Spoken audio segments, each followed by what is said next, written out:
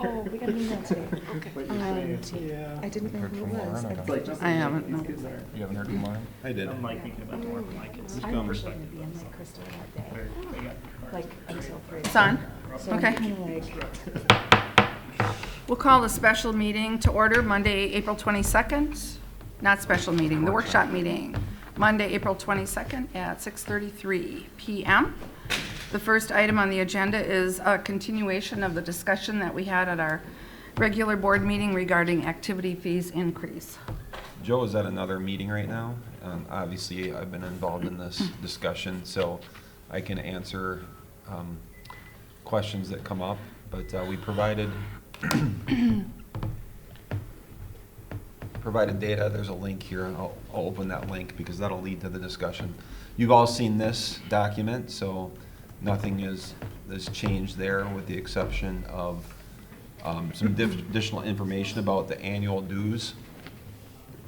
We didn't know that last time we met, so the River Conference dues are $1,900. The right is $3,500, and they may be increasing to $4,000 by the time that we join. And also, if there's additional expenses at the end of the year, it gets split between the 14 or however many Yep. districts, so there's potential for additional cost there.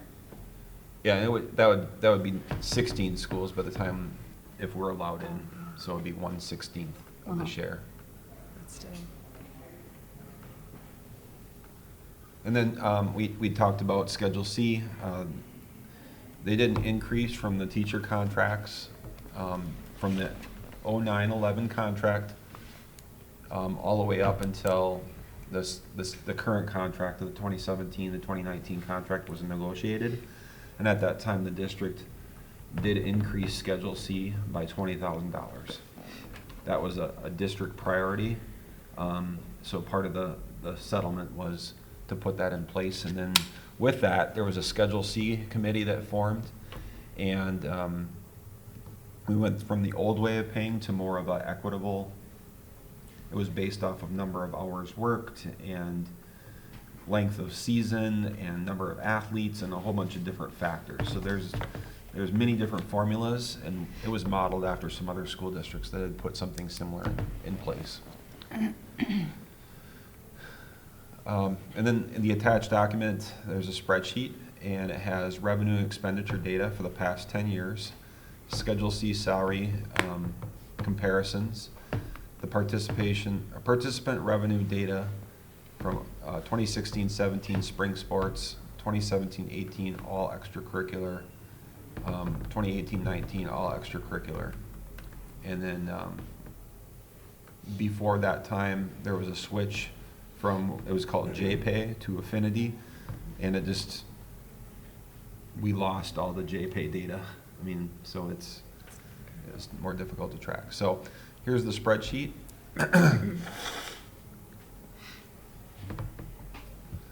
Obviously, there's the different tabs at the bottom depending on how we want to tackle this or discuss it. You can see there's a gradual inflationary increase in how much we spend, or how much is generated for revenue, and then also with how much is spent. Pretty crazy to think it's more than doubled since 2009, 2010. That seems like a huge increase, from 344,000 to 724.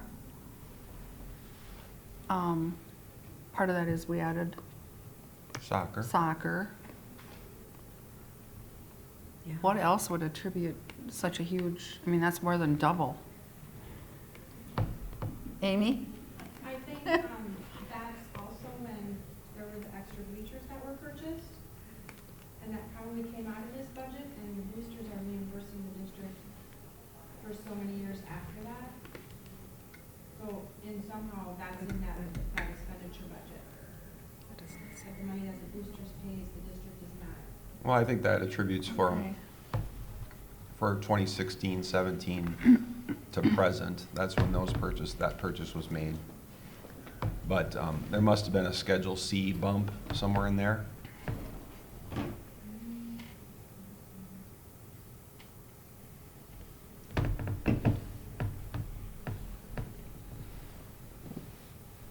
I'll open it up to questions, discussions. Just got one. Anybody, Tom? To me, I think if you could click on participant revenues, Matt, Yep. tab on the bottom, and then scroll down to the bottom of that one. To me, I think the biggest factor is these bottom two numbers, 79,410 and then 90,975, and that's just the difference in revenue we would make if we increase these fees. It's 11,500. It's obviously a drop in the bucket when you look at $700,000 in expenses, but it's, I think, really just weighing whether that increase in revenue is worth it to the families that are being charged for the increase in revenue. I think that's to me, the biggest factor that we just need to decide is that revenue worth the increasing the fees? Yeah. Essentially, I think that is the question.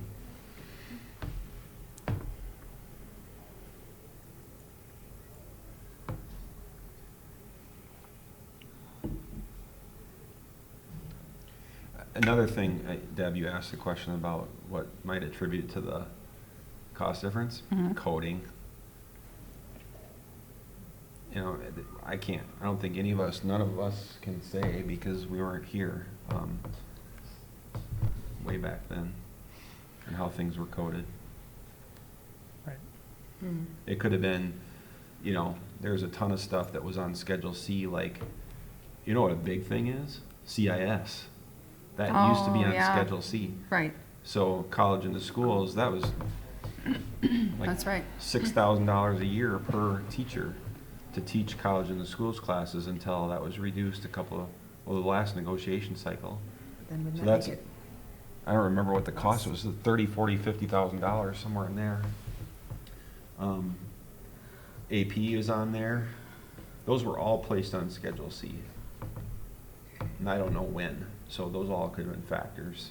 That was back in Kirk's days when Yeah. when we did that. That was, Did we start CIS then? mm-hmm, Yeah. yep, Okay. yep. I That would have been a wonder- couple Like years his last before year, you. maybe, I think. Because I remember that being a big topic in negotiations about putting that on there at that time when. Okay. Is that, because Barb's the one that basically started that, Barb McNulty. Yep. Yeah, yep, So- yeah. I'm just speculating. There's But probably you're a bunch right. of different factors in there. I wonder, were activities included on there before? Because when, Jeff was first hired, it was just athletics. Could have been. So was that just the budget for athletics and activities were not on there? That, Seems more plausible. that does.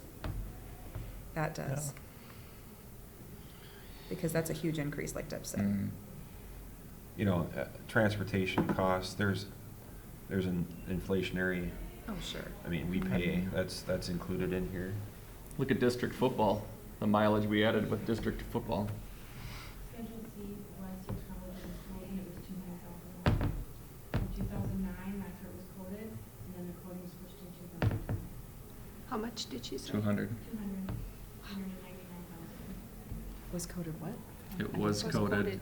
So in It's not 2000. coded in. In 2009, it was coded to that part of the athletics, the CIS or college and schools, and that was 199,000. There was $199,000 more in salaries in 2009 than going forward. So it must have something to do with that.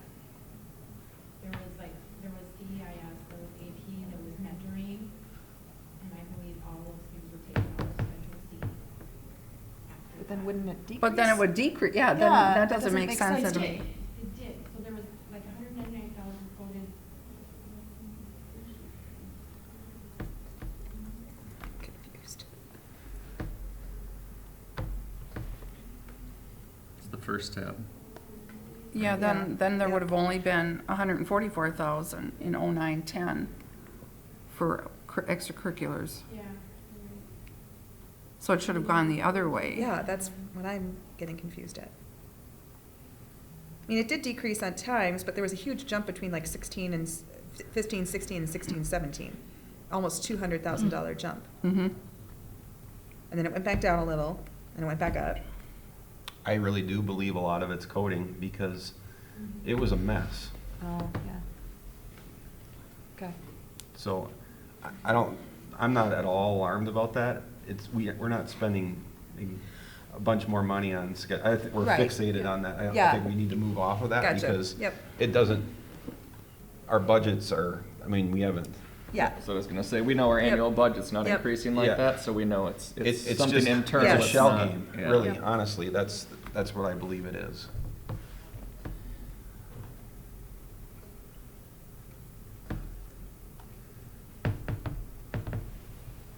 So is our goal tonight to make a decision and make a motion and decide on this? No, Okay. the decision was It's not on the postponed agenda. until the May meeting, so this is just, Information. talking, yeah. yeah. Mhm. I mean, either way, you have to make a decision at the May meeting, you know, so. This was just intended to provide you with some more data to help make that decision.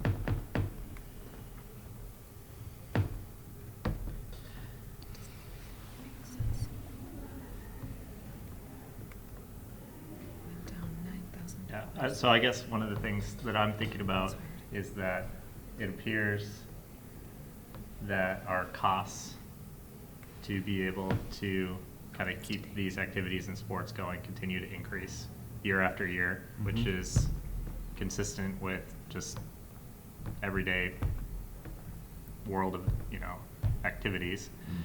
Yet we're making a decision on should we have fees that remain static or should they be increasing to some proportion relative to what the expenses are. And so in my mind, it's not necessarily a decision about what do we do in this point in time, but is there a process that we have to make sure that we maintain a Inflation. basis of fairness with what these fees are. We want to make sure that our sports and activities remain accessible to everyone, but at the same time too, we have to make sure that we have Yep. a sense of realism in terms of what the fees actually are.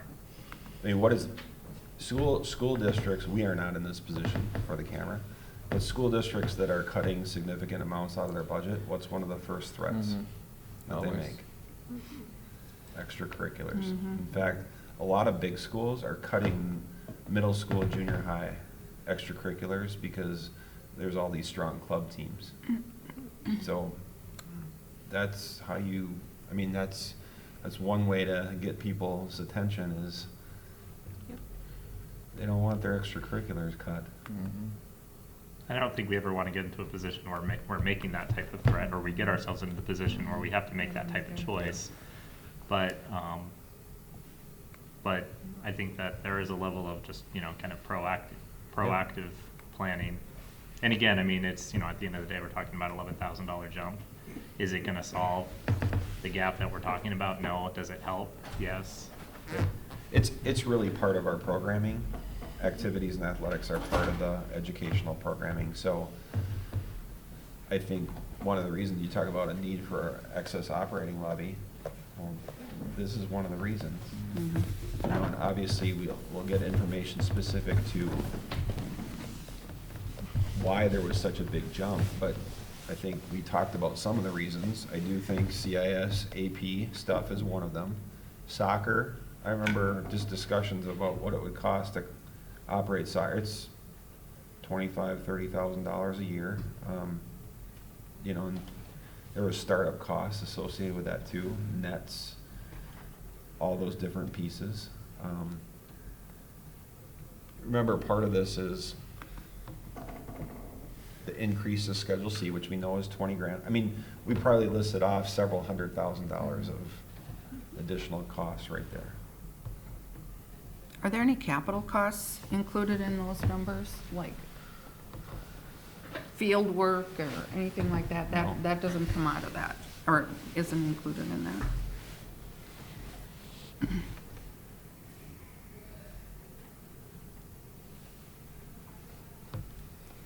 We purchased choir robes my first year here. Oh, yeah. That was, Very well needed. I know it was in the teens of thousands of dollars. I mean, just thinking off the top of my head here.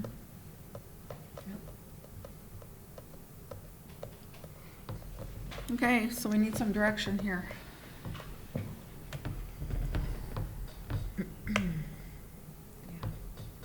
I guess one thing Thoughts? I'd like to do is revisit this every 2 years.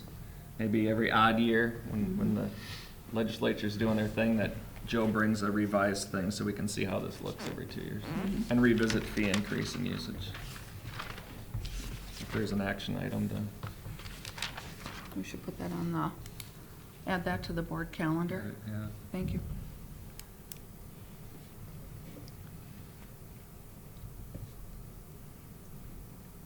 I have no problem with the increase because things cost money. I just really want to keep true to our policy that no child will be denied, or everyone will be given the opportunity for some kind of a partial scholarship or whatever if so needed. Or And the that would be opportunity to earn communicated. it. Yes, or the opportunity if that's a possibility, or Mhm. however that's managed. It doesn't become a management nightmare to make that happen. Because I think we already went through it with lacrosse, that somebody's gonna be knocking on our door to increase another sport, and, you know, this just only made us more aware that, how much it cost. Yeah, it was pretty eye-opening, looking at all those numbers and, wow.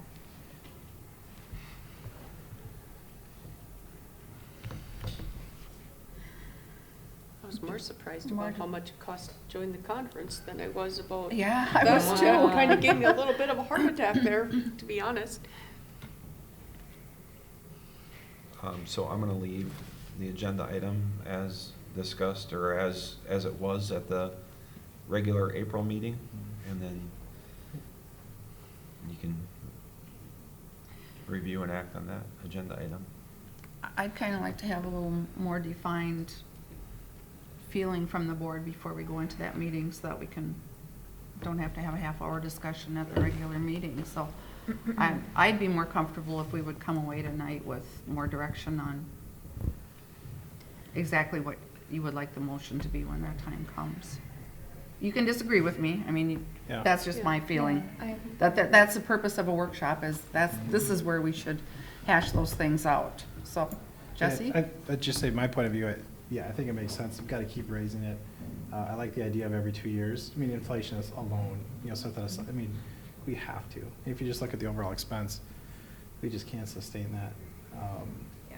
My only ask is, separate from all of this, is we gotta look at the expenditures by sport. That's my Title IX thing. I mean, I think we have some holes. I'm concerned about that, frankly. That's not related to this Yep. and raising fees, but if you look at the expenses on that new tab, it's not where I think it needs to be. So I've read a ton on Title IX. Mhm. I don't think we're out of compliance.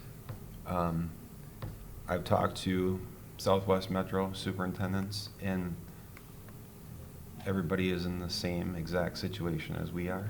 Okay? I do think that going forward, how we deal with fundraising and how we deal with advertising and how we deal with accepting donations is the key.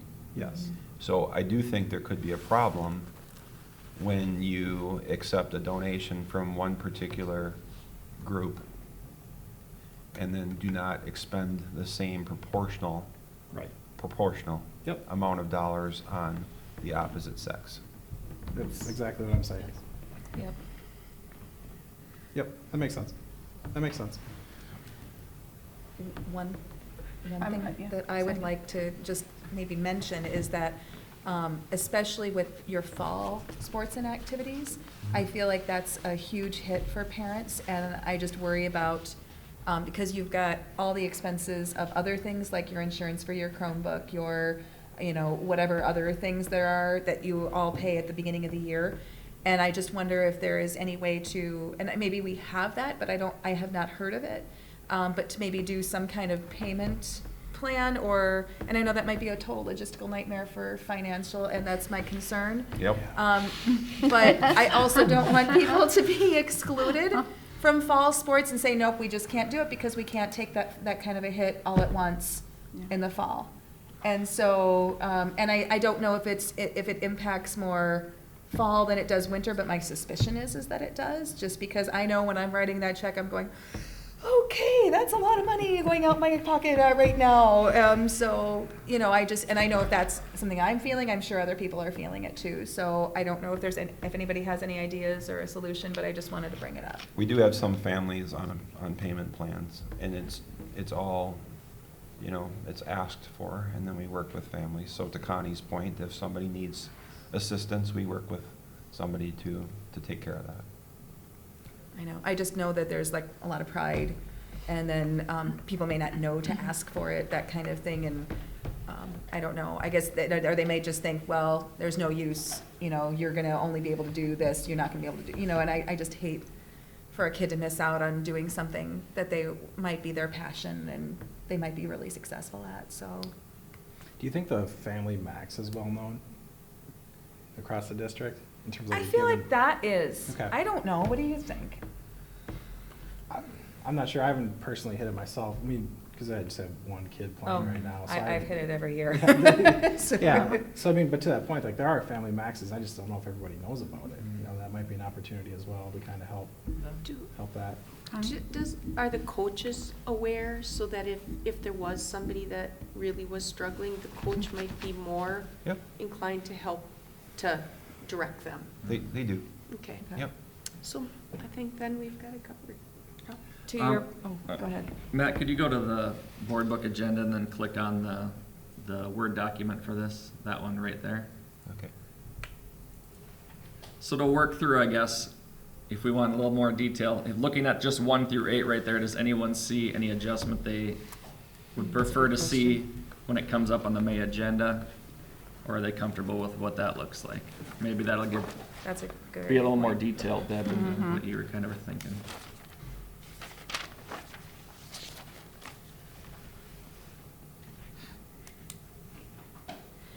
Jesse, back to your point though, I just wanted to ask, Yep. if a family did hit their max, is there somebody tracking that so that if they overpaid? Good question.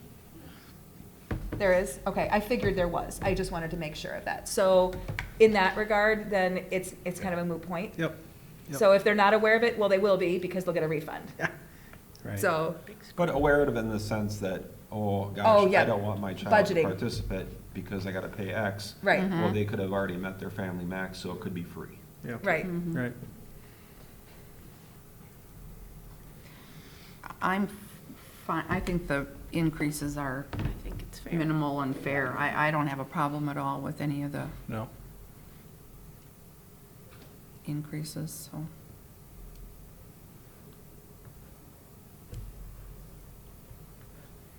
Yeah, I think it looks good to me.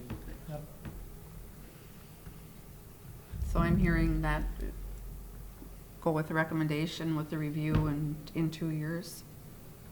Like Yeah. that. Okay. And while I don't think it necessarily needs to be part of the motion, I think that it would be a good idea to maybe think about what are some opportunities for kids to be able to kind of earn their way into being able to pay for some of these activities. I mean, I have a couple that are kind of, I'm kind of thinking about, I don't know how viable or not they are, but they're kind of basically quasi-volunteer / things that are advancing the district and advancing sports and activities specifically, so there's a strong correlation there that we're desperate in need of volunteers and students could serve in that role. I'm not sure if that would work or not, but if we could have a listing of that, that might be really good for parents too, just to say, okay, here's kind of where we're at, here's some of the things that you can do if you're really passionate about this, make this happen, and you can participate.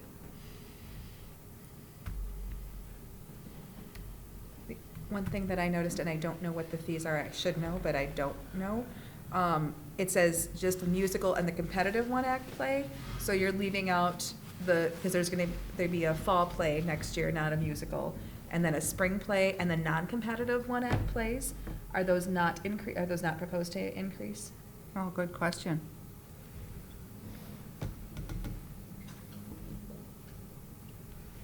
I'm shooting myself in the foot here, but, I don't know why the non-competitive, that's when they do the 3 Yep. plays. Why wouldn't the non-competitive ones be increased?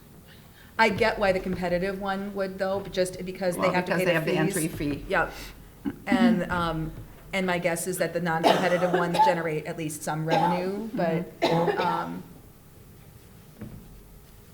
but yeah, I just wondered, again, shooting myself in the foot, fall play, non-competitive one act, and the spring play are all ones that I don't know, I don't remember what their fees are. I could look it up, I suppose. But it just occurred to me that those aren't on there. So the fall play would be the every other year play. Yep. As opposed to the musical. Yeah, why would that be any Or different? just from an education standpoint, I guess, for me, if I'm reading this correctly, it's essentially saying high school activity fees are kind of this across the board, whether it's cross-country or track or Yep. what have you. Mm-hmm. Football, because there's some added expense, that one's a little bit higher. I'm making the assumption, correct me if I'm wrong, musical, speech, competitive one act is a little bit lower, Lower, so yep. that's why that's there. Why- Cheerleading's but- even lower, so that's Yeah. why that's even lower. I mean, to some degree, I mean, should we have a level of streamlining with some of these, or are there explanations around these 4 categories? And if there are, then that's great. We just need to be able to explain it. But in my mind, I guess, the only one that I see as a significant fee increase, just because the expense that goes around it, is football. Mhm. So if there were 2 categories, everything and then football, I could see that. But again, I don't know how we got to these numbers originally. Yeah. I can't seem to access it, so I apologize. Can maybe do it on my phone. Yeah, I guess in my mind, 3, I don't know so much about 4, but 3 could actually be part of 1. I mean, why is it differentiated? Right. Any idea? I don't know the history of why. I was trying to look up. My guess I'm- is The the seat, fall. I don't know about for Does- the musical, because I think actually the musical probably should be more, but for the competitive one act, that season is so incredibly short. Like, you're trying out the first or second week of December, and it's done by the end of January, so it's 2 months as opposed to, Mm-hmm. you know what I mean? So, but the musical is a long time. Mm-hmm. Speech is probably going to increase the season, just because of moving up to AA. Mm-hmm. So I don't know that for sure, but it might be. So I know there've been talks, but it's nothing for sure. Why am I not able to access this? I So I think guess- so I'm looking at the site right now, like, what we have up there is exactly what our site shows as 125. So I'm guessing you probably paid 125, Sandy? I don't remember. Oh, non-competitive is I 100. didn't. Non-competitive we got one-act plays. Free this time. We got to the point where we're free this time. Knowledgeable in so. robotics is $100. So So that'd be we no. kept those all the same. Kept That's those the why it's same. not up there. Exactly. And Right. like middle school is not up there either, and that's Right. $100. Right. Okay. There's other Wait, Other wait, categories. say that again, Okay. Jesse? Yep, non-competition one-act plays, knowledgeable robotics, $100. Okay. That's they're what all our site 100. says today. So we don't think with those should be increased? We left them and middle school activities at 100. Just, Well, we looked at what other schools do, oh, okay. and that's pretty consistent. Even in the right, $100 is about the norm for middle school. Oh, okay. Because the idea is you're trying to promote. And I get that. That's a Absolutely, I totally get different that. discussion. I Yeah. just wanted to ask the Yep. question, because if the other things are going up, then I'm just confused as to why. Yeah, it wasn't all, there's visual arts, Max JHS, athletic programs, and play crew. None of those are on here, so they must be staying flat too, so. You could Wow. increase. I'm not necessarily asking for that, but I did ask, I did want to ask why, because I know everything else it seems like almost everything else is going up, so. And I agree, we do want to get people involved, and hopefully then that will lead them to be involved in things like the musical and speech and competitive one-act play. Because it often does. That's kind of like a feeder for those, so, I don't know. It was just a question. I'm fine going with the recommendation that Me too. Joe has for us. Right. Okay, so we will act on that at our May meeting. Okay, next we have DLR pre-referendum contract and PR firm. Okay, one of the attachments on here, this one is blank. And it's just the format. So this is a fairly typical contractual format. It is the typical contractual format. I did send this to legal counsel. So basically once they finish their review of it, all we'd have to do is plug the amounts that we agree upon, into it, and then it would come to you for a formal action item. So does that make sense? So there's really not a whole lot to look at this document. Yeah. It's just, this is the format that the fees will be placed on, and the scope of work. So we put together a summary for you, and Tim and Amy are here. Thank you both for being here. We have 3 options that we had prepared for you. These are pre-referendum spends out of the general fund, that if the referendum were to pass, then you are eligible to reimburse the general fund from the proceeds from the referendum. So you can see there's just different levels, and obviously the more you spend, the more support you get from,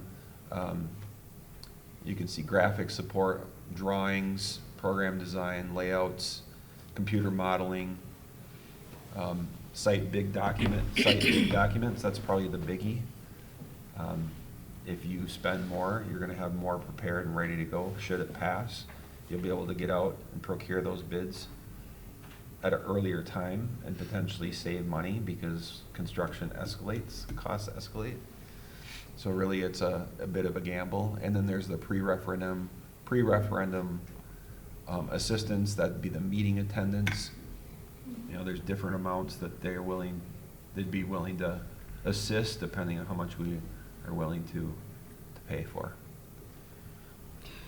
Matt, can we recoup those costs only on the bond questions? So if we pass just question 1, the levy, then we don't recoup these, or can we? Well, you wouldn't be able to recoup like some of the things specifically related to the bond. I guess I wouldn't. I'd have to ask the question of like the community. Yes, I would say yes, it is specifically bond, and the reason why I would say that is because our architects are only working on the bond side. Okay. Well, I mean, this comes out of our general fund now, and if only the operating passes, the operating's all general fund anyways. Correct. So it's, Yeah. That's true. True. I mean, the question you have to ask really is, let's just say the bond were not to pass. Neither question in the bond referendum. Right now we have 2 planned.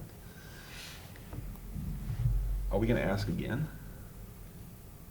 If the answer is yes, then I don't think you're really out money unless what you do here in terms of design work and what we ask DLR to do in terms of design work significantly changes between the first time we ask and the second time we ask. So if it doesn't pass the first time and it does pass the second time, we could recoup this money out of the Sure. okay.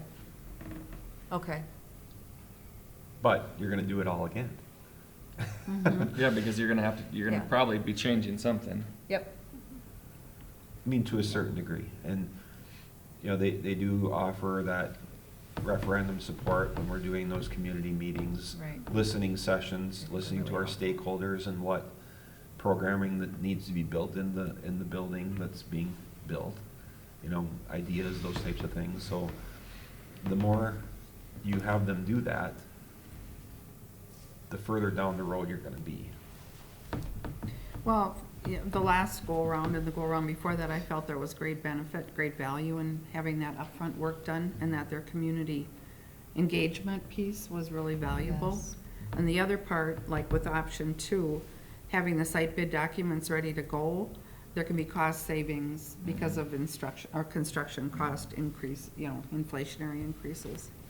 And I think with that, we choose projects for them to draw and develop that aren't gonna change. There are certain things that we we know no matter what, We need to do it. our, Yeah. like, for example, parking and drives. We know we need to do something. We think that that's probably one of the highest priorities in this whole referendum as it relates to a bond question. It's not gonna change, you know, so what they draw is what they draw. So you probably wanna, we'd probably want them to focus on stuff like that versus where, you know, things could substantially change. Public could come back and say, yeah, we think you should have done this, this, and this, and this instead. Well, parking and drives is probably gonna be one of them, no matter what. You know, a remodel of the elementary or doing something related to that building is almost an absolute. So, I mean, those are the different things that I think we'd want them to focus on. Mhm. And the other thing to remember is we can shift money around. It doesn't, just because they said, you know, 20% will go towards this and 50% will go towards this, we can Okay. say, no, we want you to spend Okay. more time helping us with, you know, day-to-day conversations with the community, you know, to help pass the referendum. Mhm. Tom? I would lean towards option 2 and 3, having gone through it fairly involved the last time. So then we can just, mostly because we can have the bid documents ready, and then the early childhood center's 80% drawn. I mean, we want to have a really good thing that we're bringing out to the public to say this is what we're going for.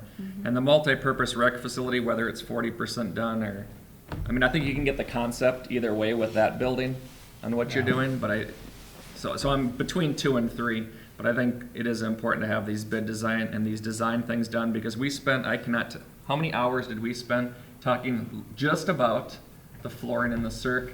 Not even the product we were putting down.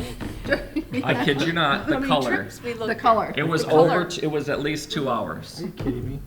It was people were just very passionate about it. Yeah. And to have that conversation after something like this passes, and then have to almost feel like you're on a timeline versus Yeah. getting a lot of that discussed right now, I just think there's a big benefit to it.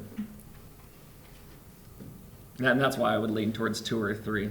And I just remember when we procured bids, it was December for this building. And like structural steel went through the roof between then and spring. Yep. And then you couldn't find anybody to do it. Right, yeah. So the bids, you know, I remember them saying how lucky we were to get it done when we did, because we would have paid double. Yep, So that's the benefit. It's also a gamble. it is.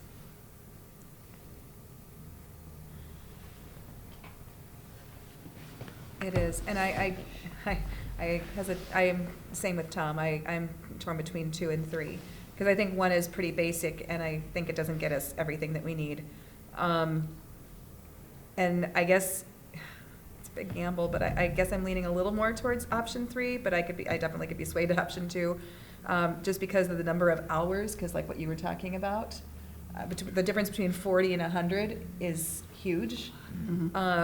And, you know, you're also getting schematic design, and I think that was the main difference, right? Just the schematic design. Is that right? I think some of the And then modeling March areas- March instead of April for your site bid documents, which, Yeah. as Matt pointed out, a month can make a huge difference. Sure, you can save that 25 grand and. Yep. So- Could someone explain to me, how do you do 40% of a multi-purpose recreation facility pre-designed programming workshop? That part wasn't clear to me. Like, how do you only do 40% of it? I think it's the full architectural drawings versus just a concept of it. Okay, You know, so. Big picture versus more detail. Yeah. got it. I think that's probably what they're talking about in that. But, and the bonus for us is we have a very active and engaged population in Jordan, which is awesome. So therefore, I think they want to be informed and they want to have decision-making in this. So I think the more that it's done beforehand, and they can say, now I understand exactly what's going on, I can come in educated and vote Better buy-in. yes. Yeah, I guess that's kind of where I was going, right? Is like, Yeah. how do you only have 40% not have something Yeah. that's basically done, you Yeah. know? Well, and that rolls back to the 100 hours, because by the time you think you have 3 buildings to meet with staff, and then start our coffee meetings, then start our community meetings, 100 hours goes pretty fast. It does. Anything? You've been through this before. What do you think? I think we gotta be, I think moving it to fit what we want is really the key. It's the packages, I mean, what's there, it's the dollar amount that you're comfortable with, and how we make that fit Mhm. what the community needs.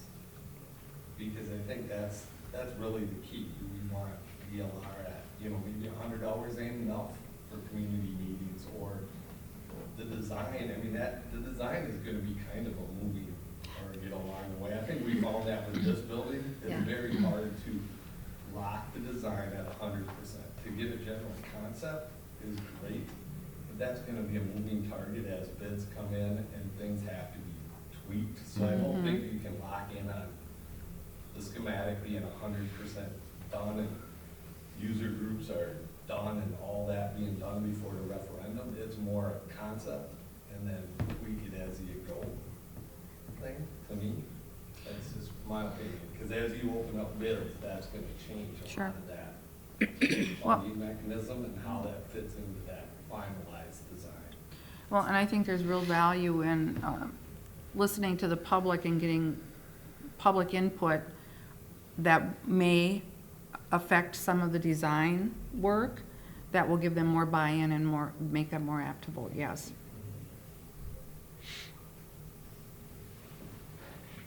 So I'm hearing option 2 or option 3. This is an action item at the next meeting, right? Yeah, that's not tonight. Not Yes. tonight. But do you want it to be an action item at the May meeting? Okay.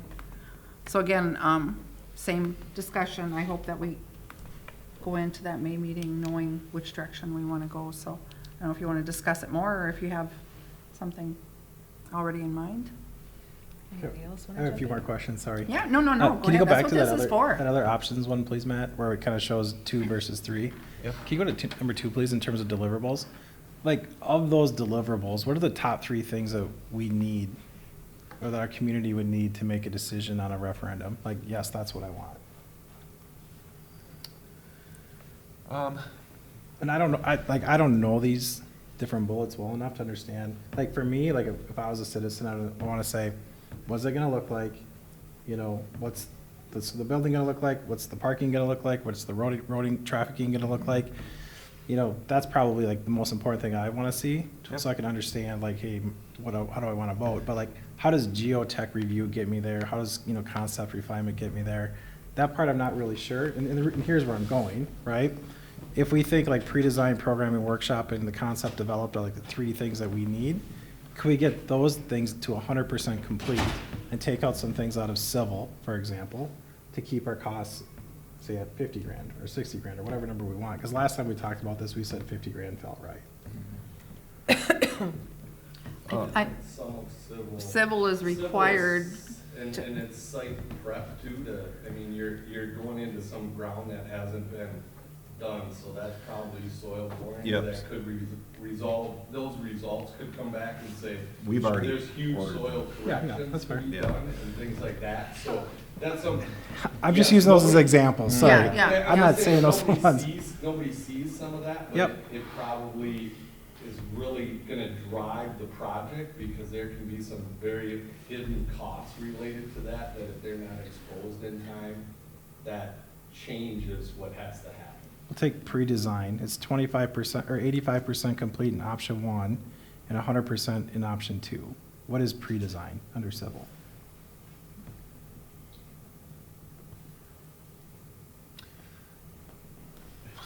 I think that's what I talked about though, is what do we want to see with that? I mean, I'm asking, what is it? I think it's your site map, your parking, your access to sewer and water. It's all of those pieces. Like, if we said we want to pre-design, for option 2, we want to pre-design at 50%, can we get early childhood center, multi-purpose recreation facility, and pre-design workshop at 100% complete like we get in option 3? If that's our most I important think thing. we'd have to change some other things. I think, just looking at it quickly, from option 1, like on the architectural, there's no computer modeling, concept developed. in option 2 and 3, that concept developed comes in there, I would think that's the piece that people will look at and go, oh no, I get that. So that's the picture people get to see. That's the picture. So that's super the- important. The fuzzy, Okay. you know. That is So I think critical. it's those Yeah. pieces that I think I wouldn't necessarily look at the options and say, oh, what is that? It's more the dollar amount, and then probably just what do you guys want for that dollar amount? And we would have to go back to DLR and say, we picked option 3, but we want it to be heavy. We want to have this piece done and this piece done, and how does that fit into option 3? And kind of work out those details. Well, to me too, I don't think we need 100 hours of leadership for community conversations either. Right. To me, I mean, it's nice to have Chris there for some of them, but I don't think he's got to be there for every single one, because if we can't sell the product ourselves, Yep. Right. you know. That's why I think it's more the dollar amount you're comfortable with. Right. And then we kind of come up and say, what if we go to DLR and say, we want you to do this, this, and this, and we want you to fit in that $75,000 range. How does that work? Because Right. they're gonna steal, it's kind of one big pie, and it just depends on how they slice it up to get Right. the whole dollar amount. So the last time, like, some of that community conversations was behind the scenes too, so, like, questions would come up, like the pool thing constantly comes up.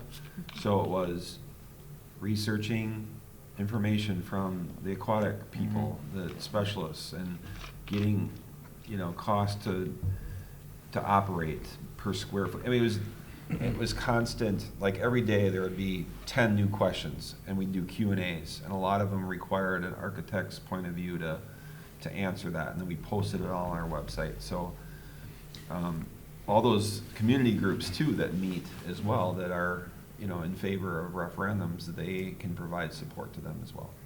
I think one of the things, and I don't know if this has to do with this, and DLR would play a role, and therefore it would factor into the cost, or this would be kind of on us. But I think that unlike the last referendum, what we're thinking about for our social media strategy is going to be really critical, and particularly going after millennial families and what's the best way to be able to connect with them.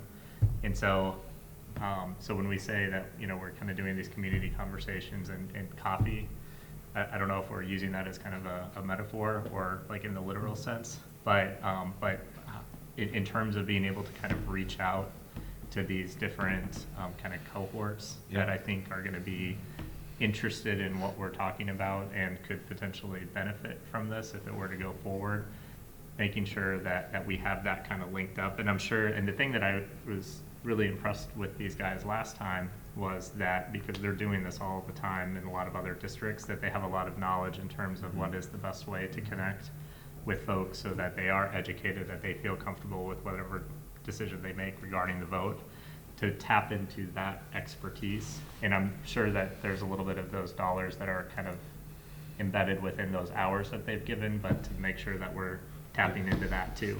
And I think what we're gonna want, to your point there, Rob, is we're gonna want a committee amongst the 7 of you to provide guidance as it relates to fact-based. Like there has to be a subcommittee that's specific, like an ad hoc that's specific towards this, that these are the messages that we want from a fact-based perspective.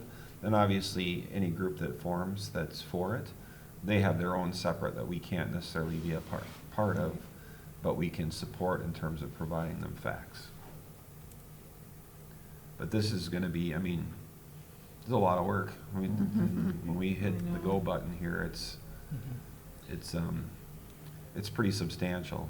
Like, I think when this building was done, it was almost a no-brainer, right? I mean, it was falling apart. This one is gonna be a little more interesting because I think we do a really good job of keeping our facilities, but it's a matter of space concern. It's a matter of how do we meet the growing needs of meet the needs of our growing community. It's a different conversation than it was this last Right. time. Yes. Yeah, it's true. Agreed. Anyone feel strongly about option 2 versus option 3? I go 3. Can you get more for 60,000? Yeah, I mean, We can pick a number in between. I just, sorry. You know, Matt. I mean, like more pre-design as opposed to more hours? I mean, I don't know. Well, if you wanted to do it, I mean, he's got the breakdown in that one sheet. You could say, all right, leadership's, option 2, leadership's worth 10 grand. In option 3, it's worth 25,000. Well, we just want 10,000 in that one, and that takes it down 15,000 to 60. Yeah. Like, if that's what you want to That's do. what you wanna do. Or Yeah. you move it to a different thing. It's really Yeah. a caveat, it's Yeah. just, it's a cost. It's just kind of how much you want to spend. Yeah. But, I mean, What's the directing kind of budget? where you want it to be, maybe, might be the other thing. You know, maybe you say, hey, yeah. listen, we don't want this much. The difference in architecture is only $9,000 between option 2 and option 3, and that's what I'm more talking about in terms of getting more of the pre-design stuff.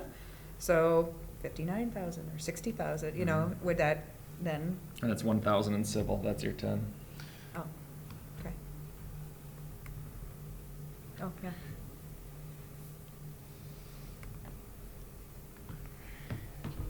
I mean, I think probably if we're gonna reduce something, leadership probably is the Yeah, piece. If we're gonna reduce anything. that's what I was, So what does that mean, though? Is that Chris directing, or whomever, probably not Chris, but directing the rest of the staff to do this work? And if we're doing all those other things under there, somebody's gotta be directing that. So I'm not so sure that that number is a real negotiable.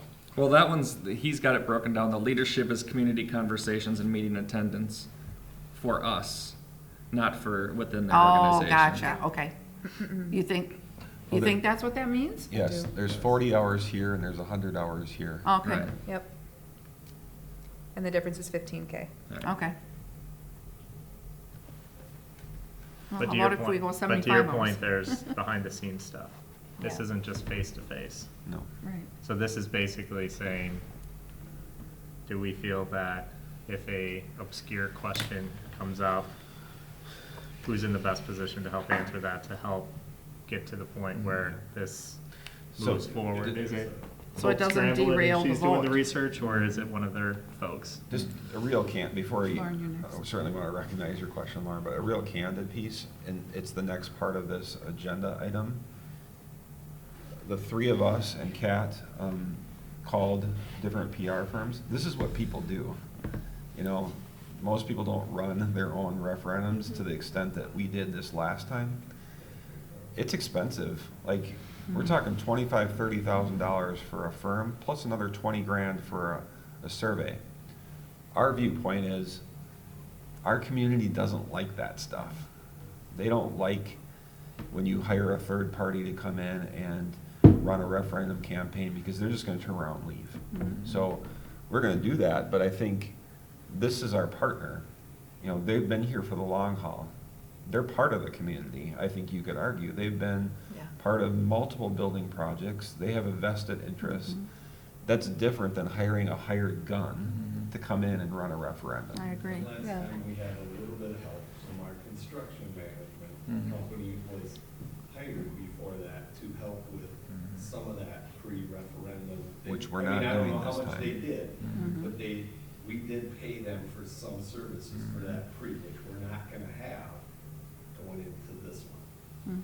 Mhm. So Or we don't at So this if we point. Lauren. decrease the leadership hours to get, I think I'm fine with the 75, I think 60 is too low. I think I'm closer to 70, 75.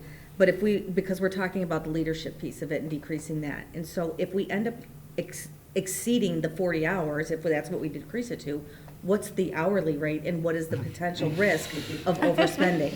Divided, it's That is a good 250. point. It's a whole 250 an lot hour. more. So, As a I mean, I consultant, guess that's. I know Yeah. that answer very well. Outside of the contract. You guys Well, will I do know more that in the long answer too, run. but that's why I mean, we're Good talking point, between yeah. $50,000 and $75,000. Yep. And we're talking about it from a leadership perspective, and if we're going to need those hours, I don't think that would be the place that you would want to lose them. But I guess I look on the other side of the equation though too, right? If those leadership hours is what helps us get the referendum through, that's also more incentive for the consulting firm. Mhm. Because if the referendum fails, they don't get the gig. deal. Oh, yeah. No, I So- mean, they're very, well, I mean. There's a cost of business on their side too. Like right now, the way I see it is, you know, we're putting all the money in. Well, but at the end, but at the end of the day though, too, what we're also doing is we're kind of putting our money where our mouth is. Are we serious about this referendum? Investment. Do we truly feel that this is important and that this is a viable next step? And that if we do, then let's get the expertise in place. Let's make sure that we're thinking about the right things. Let's make sure that we have a right process in place. Let's make sure that we have good conceptual drawings, that we're talking to the right people from an education standpoint, and we put ourselves in the best position to make this successful. If we are hesitant around that, or if we don't think that these are the right folks, even though that they've been with us for a while, then that's kind of a different decision. But I guess in my mind, that's kind of where I see it. And I think that the biggest flex point in my mind between 2 and 3 is probably that leadership component. I mean, I know that there's some differences with some of the conceptual designs. I don't think that that's Like, what is that? huge. I don't understand that part. Yeah, I think that's probably more on the edges. I could be wrong, but I think that leadership piece is big just because it's time. But, and are we gonna need that time? And I'm not necessarily saying, well, maybe we're overestimating in terms of the number of coffee conversations that we have, but I can foresee a whole host of questions kind of coming down the pike. And let's make sure that we have really good answers to those questions and formatted in a way that are gonna be digestible to the community. And maybe it's worth a little bit of that investment to make sure that we have our ducks in a row. Okay, so I'm hearing somewhere between the 50 and 75, and I think we could probably talk all night about Yeah, $25,000. So, you know, we could go midway, 65, yeah. 70. So I guess, how about if we are at least at this point, how about if you think about it, and when we come to the next meeting, Yeah. somebody make a motion and. Yeah. Well, I Just for the record, I'm at 75, but Okay. I can potentially be convinced to go down, but I think 75 is probably an appropriate number for what we're talking about. Okay. And that's what I said initially, but I just want to add that I just also want to be, you know, I know that we all are very, very much aware of the fact that we need to be good stewards of our taxpayers' dollars. And so I do worry about people getting the impression that, well, they think it's a done deal, or, you know, that kind of thing by putting that 75,000 in. I hope that we would be able to educate the public so that that would not be the impression, because we're really just making an investment in our future, and I understand that, so. The city's constantly running studies Yeah. Yeah. You know? Yeah. That's true. for hundreds of thousands of dollars, and this is not abnormal. School No. districts everywhere do this, and I would argue that, I don't remember, $15,000 rings a bell, $12,000.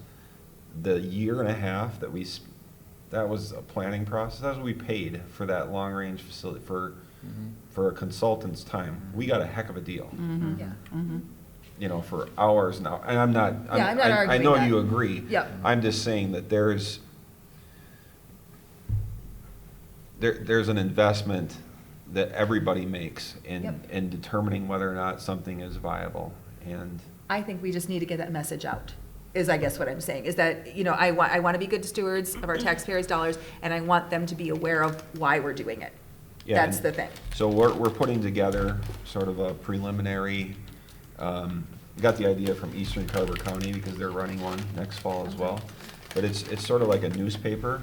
Ours might not look exactly the same, but it's going to be sort of a year in review, kind of highlights from our district, some financial highlights as well as referendum, just high-level 25,000-foot view pieces. We can certainly put in there that we've made an investment with our, with the architectural firm with whom we have a positive relationship with, and that, regardless, we're moving forward because we feel it's the right thing to do for our community. Yep. So we can certainly put that in there. Okay. I Do think you we have have an estimate of how many hours we used on the last referendum? Mm-mm. Not off the top of my head.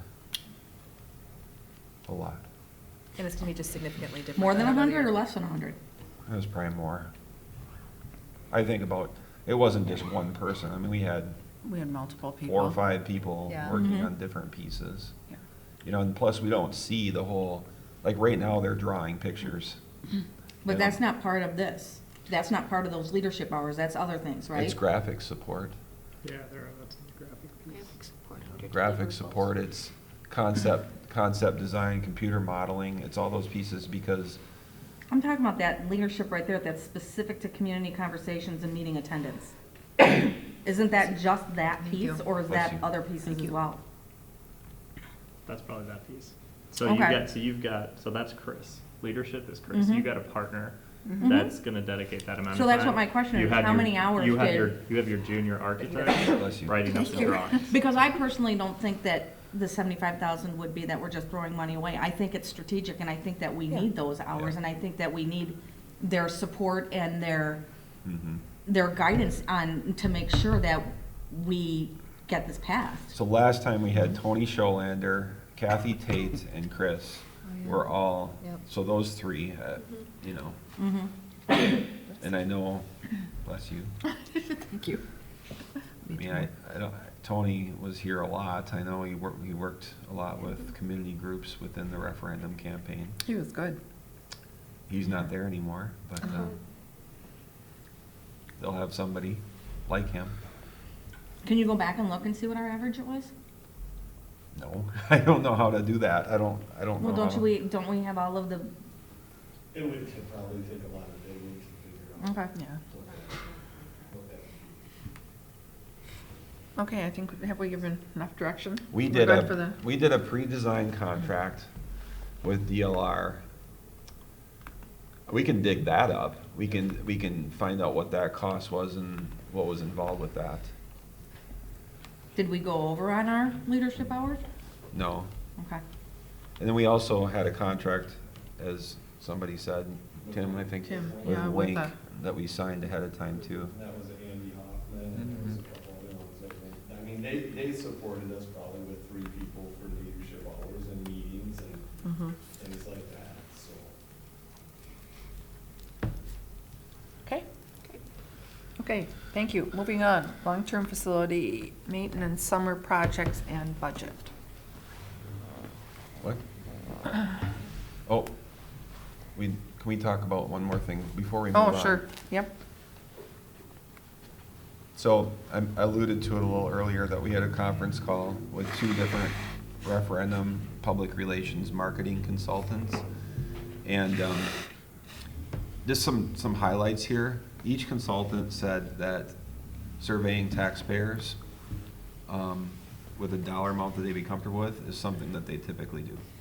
We haven't done that, but they use scientific survey firms.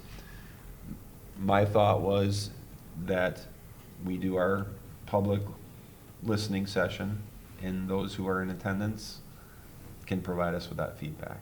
Yeah. We did do it in 2009. For the 2009 referendum, we hired Springstead. Sure. Springstead, to do yeah. that. And I don't remember how much it would cost. It wasn't very much, I thought it honestly. was 10,000, wasn't it? It wasn't anywhere near what you're talking. It might have been 10,000. I thought it was more like 6, but I could be wrong. Yep, so Watertown Mayor is running one Yep. next fall, and theirs is 20,000, and their contract with one of these firms is like 25. I know we heard about it. I know we heard about the expense that we Yeah. incurred for that. So it was very valuable information. I'm not gonna say that it wasn't, but Yeah, I It agree, was- it's good stuff, but. it was, yeah, we heard about it. And then each consultant stated that, at least in their experience, is that $20 monthly tax increase for the average home value is most likely to pass. So we took a look at, obviously we can break down what our current plan is. So $35 was the monthly tax increase that we would have, or we would incur, and that's for all 3 questions. Okay, so the bond referendum at $300 per pupil, a $34 million ask as it sits now in question 2, and a $5.5 million in question 3. So, what we did, and we felt it was worth this discussion before we finalize our resolution, because you as a board have to review and act on a resolution to put something on a ballot, which we need to do in either May or June. Before we do that, we had some internal discussions about looking at the way we have it planned. So here are some options. Looking at trying to bring that closer to $20. If we take a look at the athletic complex, and if we move that out of question 2 and add it to question 3, then that results in 15.5 million for question 3 and 24 million for question 2. Or another option would be to take the 5.5 million auditorium and move that to question 2 and move the athletic facility to question 3. So you're just basically flip-flopping about 5 million there. And we outlined some scenarios and what the impacts would be. So option A is our current, where we stand after our the different work sessions and retreat sessions that we had. It's the $300 per pupil, as I said. Question 2, with the 34 million, with everything that's entailed there, and question 3 with the 5.5 million. So question 2 includes the large athletic complex, and question 3 is specifically the auditorium. Along with the athletic complex in question 2, it's the massive renovation of our elementary with the addition of the gym. It's some medium to light renovations at the high school, parking and drives here on the north campus, and obviously infrastructure at the south campus as well. So those are all included in that. And you can see that $35 a month tax impact. Option B, as we outlined before in that summary, keeping it $300 per pupil for the operating, take off the athletic complex in question 2 and move it to question 3. That means the impact on an average house for questions 1 and 2 would be closer to that $20 at $25.40. And then question 3, voters could choose that for an additional almost $10 a month. Again, that's for the average price home. Option C, again, the operating levy stays the same, and that generates about $600,000 in revenue, which we feel is something we really need. It moves the auditorium to question 2, and it moves the athletic facility down to question 3 as a standalone. And you can see there that changes impacts of question 1 and 2 to $28.78, and then an extra $6.19 for question 3. Option D, just as a what if, we reduce the operating to $250 per pupil. Took off the athletic complex, moved it to question 3, so you can see that 24 million and 15.5 million. If we do that, just lower the operating, it drops it to 23.65. So it really doesn't pay, to be honest. I mean, it's $1 some per month to drop it, and we'd lose so much revenue. We'd lose $100,000 in revenue just by dropping it at $50 per pupil. Does that make sense? Mm-hmm. It does. Quick question on that, real quick, Matt, with Yeah. question 1 with the $300 dollar amount. Did that not include running the athletic complex as well? The operating cost for that? It did. So I thought, okay. Say that again, Jesse? So the operating cost for the athletic complex was baked into the $300 number. So if there is no Gotcha. athletic complex, do you really need $300? That $250 might make a little more sense. Okay. Yeah, it's about But 100. it won't make sense if the athletic complex Does passes. pass. Correct. That's exactly right. They There's kinda go nothing- hand in So I hand. don't think we can do option D. And there's nothing Yeah. wrong with building up a fund balance Yes. Yeah. that Yes. is earmarked for operations of facilities. Mm-hmm. I guess, for me, I look at, correct me if maybe I'm remembering it wrong, but option B, that's where we're moving the athletic complex just down to question 3, and the auditorium stays in question 3. Yes. To me, that seems the most fair, just because you're doing both fine arts and athletics, so you're hitting both populations. So that way, I think you're, I don't know if you're more likely to pass it that way because you've got both populations there. I don't know. That would be where I would go to. So, I wanted to look at it this way from my lens. We need the operating dollars. We can make every argument in the world for that. We're like half the state average, approximately. So I think we've been so efficient. If we want to continue to grow programming, do those things, we need those dollars. Question 2, I think we all agree that space is at a premium, especially if we want to grow our pre-K programming, which is important to the health of our school district.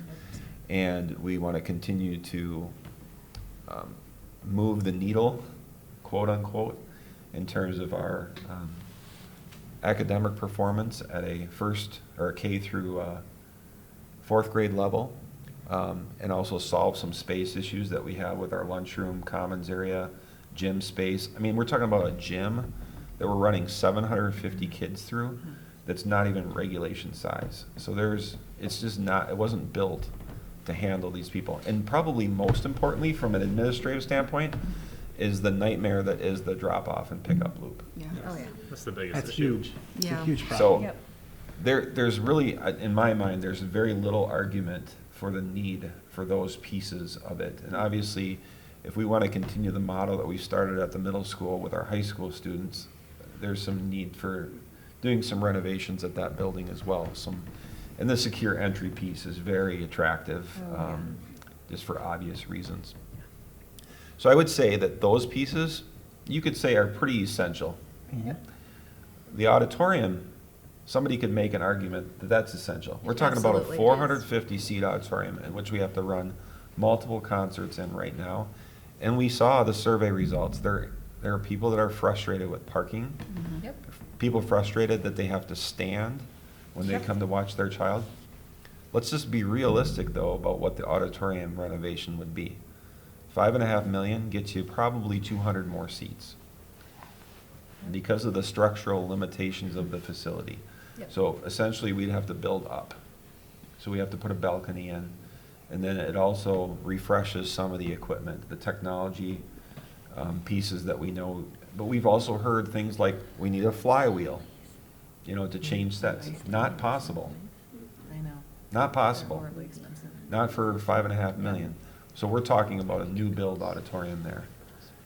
So go from 450 seats to 650 seats. That's a significant add. I think it would help us a great deal. So one could make an argument that that's an essential piece. You could also say, with the winters and springs we've been having, that an indoor athletic facility that's multi-purpose in nature and serves the community, not just our families, our students, No but question. serves our retired population, those who want to come into a golf simulator, those different pieces in the winter. Some people could make an argument that that's an essential piece. Are they less essential than the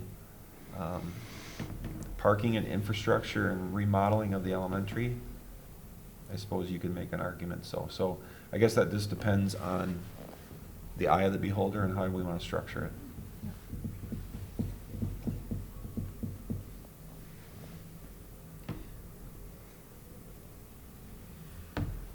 What direction are you looking for, Matt, on this? Which option do you think we should pursue in terms of writing up the? All the way. the, I like B as well. I like B too, but I like B or Go ahead. C. I like B. I like B.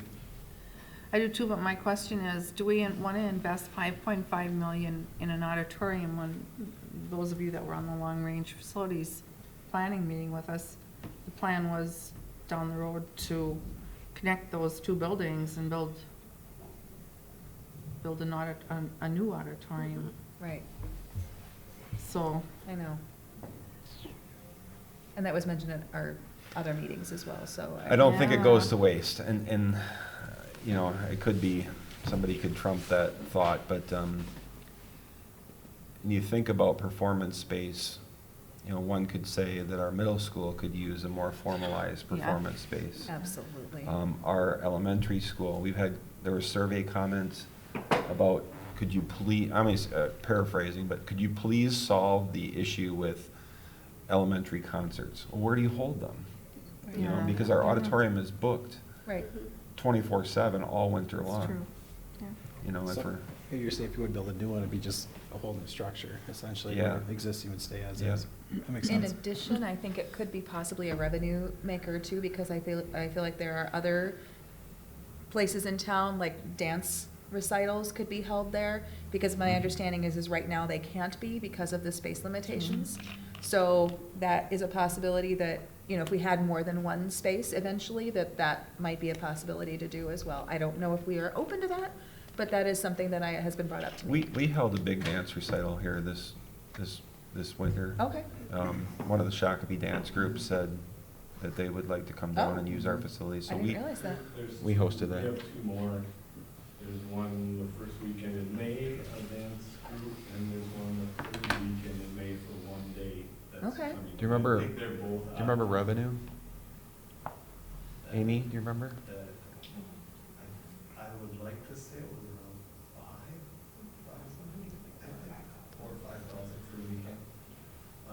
It was in the situation we were in, it was a little bit of a hassle. There was stuff set up for concerts that had to be torn up on Friday night. and Right. Put back up by Monday morning, but I think if we had, let's Two. say, down the road, Yep. it's the two facilities, I don't think that's a bad thing. Oh, And I don't think that's something. I think if you had use. a big auditorium, they would be calling you like crazy. Yes, I Not agree. only dance recitals, but today I get a call from some band competition, you know, whatever, and you're gonna have stuff We've had coming some in. things that has been tricky with the auditorium just now, the way it is, with a karate group wanting to do graduations, you know, on the auditorium stage, and it being used for concerts, and trying to make that all fit right now with what we have has been I mean, there, tricky. at times. we explored, the other option was going out, like wider. Yeah. So, but you're gonna take the band and the choir, the current band and choir room, you have to rebuild them. I mean, it's a lot more than $5.5 million. Yeah. Because you have to set brand-new foundations. Essentially, you're taking down the outside walls and setting new foundations. In the scope of the stage, because otherwise your sight lines would become. Sure. What will that do to the acoustics to go up? We'll have to solve, I mean, that'll have to be part of the engineering. Yep. Yeah. Will this be an action item at our next meeting? Okay. It will be an action item, simply because we have to have, I have to figure out from our legal team on what we need for resolution to get things, the ball rolling for the referendum. So if B is the choice, then we'll prepare that as the question, or that is the resolution, and then they'll be able to start working on questions, the official questions, ballot questions. I think it's the right choice, personally. So I hear a consensus pretty much for B? Yeah, I'm for B. Okay. Yeah. Well, I really want the new auditorium, but I do too. I'm being realistic. I think it has more of a chance of passing in that Yes. regard. Yes. So. Okay, thank you. Okay. Now, Tim and Amy. All right, you're up. LTFM. Okay, so we put together a list of projects for the summer. Just the brief recap is, right now, we're projecting a $25,000 fund balance going into the new year. And then with the new money, that gives the district $740,000 to work with going into projects. We just highlighted some, there's a few more projects, but we can run down the big items. So the high school conversion to the train system, or from train to Northern Air, we had that scheduled out for like over 3 years. I'm gonna do it all this summer, just because it's very hard to keep putting that money out there. I think we have the money to get it done, so we're just gonna wrap that up. That 150, I think that's really just a budget number right now. It should be less than that, but I'm still working out the details with Northern Air on that. That includes there's a couple areas at the high school that have always been cold. It's really the art room, And the special ed suite where that was gonna be, that was kind of put in to be the industrial tech area, that's got a high ceiling. We divided that room up at one time.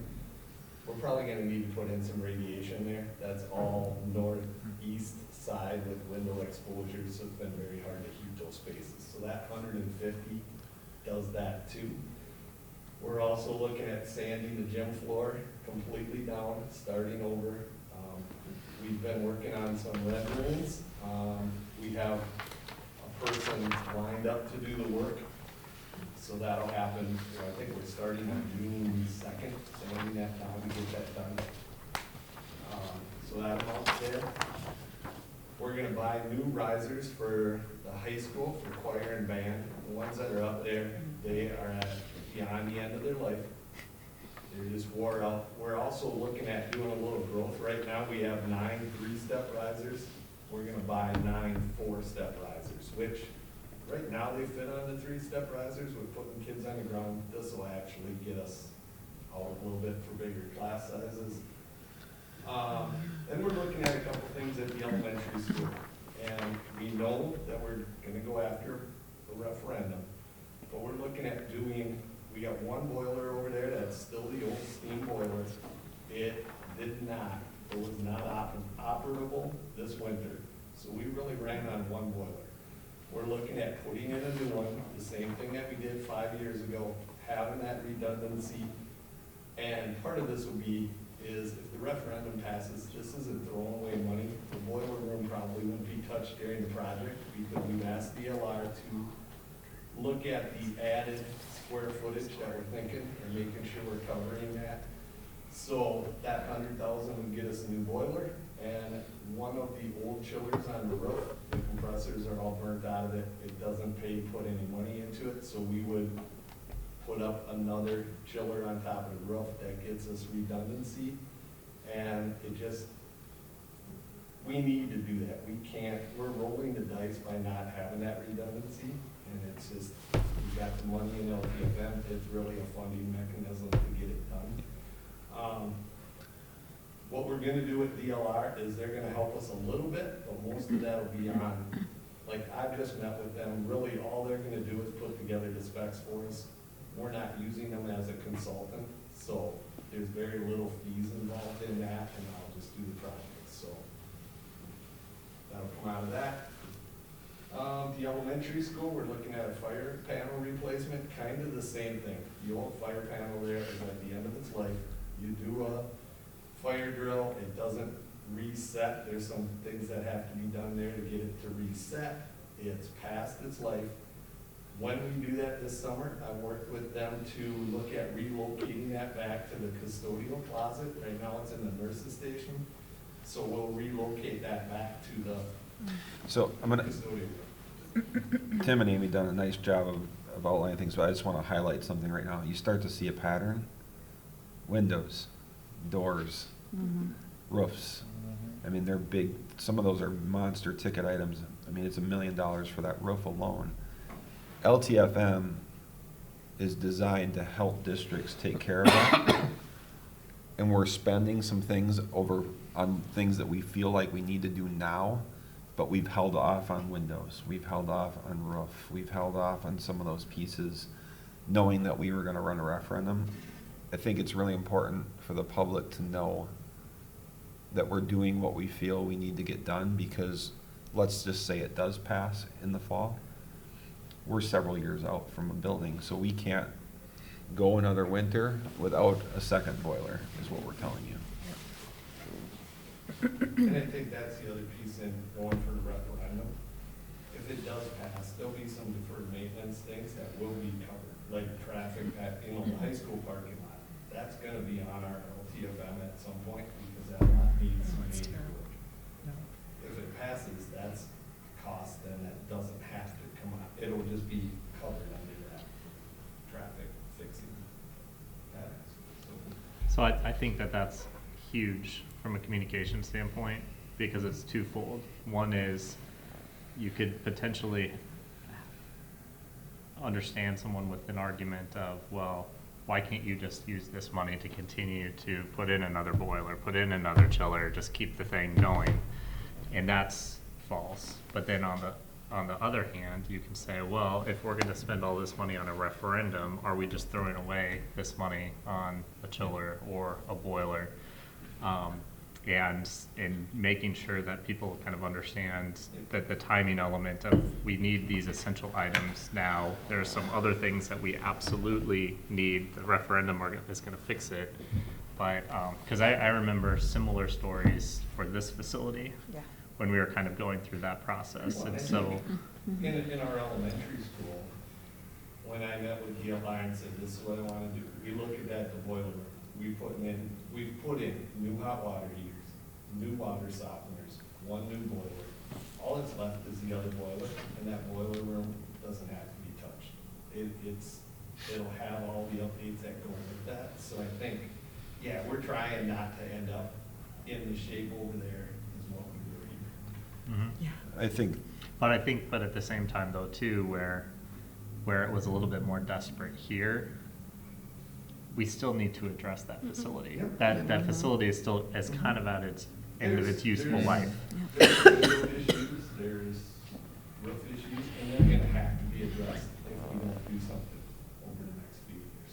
Well, that's what I was gonna say. If we run this referendum in November, it doesn't pass, and we run it again in March and it doesn't pass, you're gonna be looking at a roof in here and windows and stuff like that for next summer, because now we gotta do it. and what It's we'll coming have, up. and what we'll have to do for like a roof or a parking lot is we'll have to bond for it. So we'll go out and we'll borrow money and then pay it back with LTFM, because we won't be able to do everything that we need to do. I mean, we have to prioritize now. Yeah. Like you see the track that's coming up here, we're gonna do sort of a good steward of the money, and we're gonna do like a, It's like an a, overlay, it's more or less like a parking lot overlay. We're gonna overlay it, it'll have new lines on it, it'll fix, some of the starting blocks are starting to, tear up. They'll cut them out, fix them, put an overlay coat on it, and put new lines on it. That's $30,000. A new track completely with the undersurface is probably $300,000 right now. And what they're saying is, our under is still pretty good. They're like, you just need to do some maintenance. This will get us 3 years, and in 3 years, we'll look at it again and say, should we do another 30, or do we go after the whole thing? But the high school parking lot, that's probably $300,000 to $400,000 to reclaim that whole lot. And worse, we have we didn't put it on here, but we budgeted $20,000 for parking lot repairs. That's almost a yearly thing, because just to fix the spots in the lots, it doesn't get you much. It's a little bit. And this wasn't exactly a kind winter. No. So when you turn around by the pond. Yeah, it's oh yeah, tough shape. I know. But you better do it, otherwise. Do it every you're- day, twice or 3 times. But Yeah. if you didn't do it, in the next year, you're gonna end up doing the whole thing, because you've wrecked it so We're much. gonna I mean, have to it's do that. Yep. be in really bad shape. So, I skipped the softball batting, we jumped right to the track. okay. Softball batting cages, we have talked about moving them to where the baseball batting cage down is there, pouring them. And we'd end up with 3 cages down there, all side by side. And then we would just kind of redo where the batting cages are now, level that out, and probably make that a place for some future bleachers for softball there. Okay, I thought you had a question. No, that's awesome. It'd be more of a centralized place. We're hoping that we can also then add a shed there that could house some things that everybody uses, shovels, rakes, maybe a small lawnmower that would stripe the fields for mowing baseball and softball fields. We'll see how it. And that's expensive too, we just spent $10,000 on egg lime and grading like 2 weeks ago. Of all the fields down there. And then last summer, we spent 10 grand on the same thing, so it's, people don't realize it's like Tweet that out. gone. I think we gotta get into a better thing of just doing $5,000 or $6,000 a year and maintaining them versus that big chunk of $10,000 to $15,000 to play catch up. We talked about parking lot repairs. Just so we know this, the old health and safety stuff, which is, this is the new funding mechanism for health and safety. we always earmark like $94,000 of that, because there is just things we have to do all the time. So we make sure that we pull it out of LTFM, so we're on budgeted issues. And that's lead and water, all those good things, fire marshal inspections, IEA consulting, all that stuff.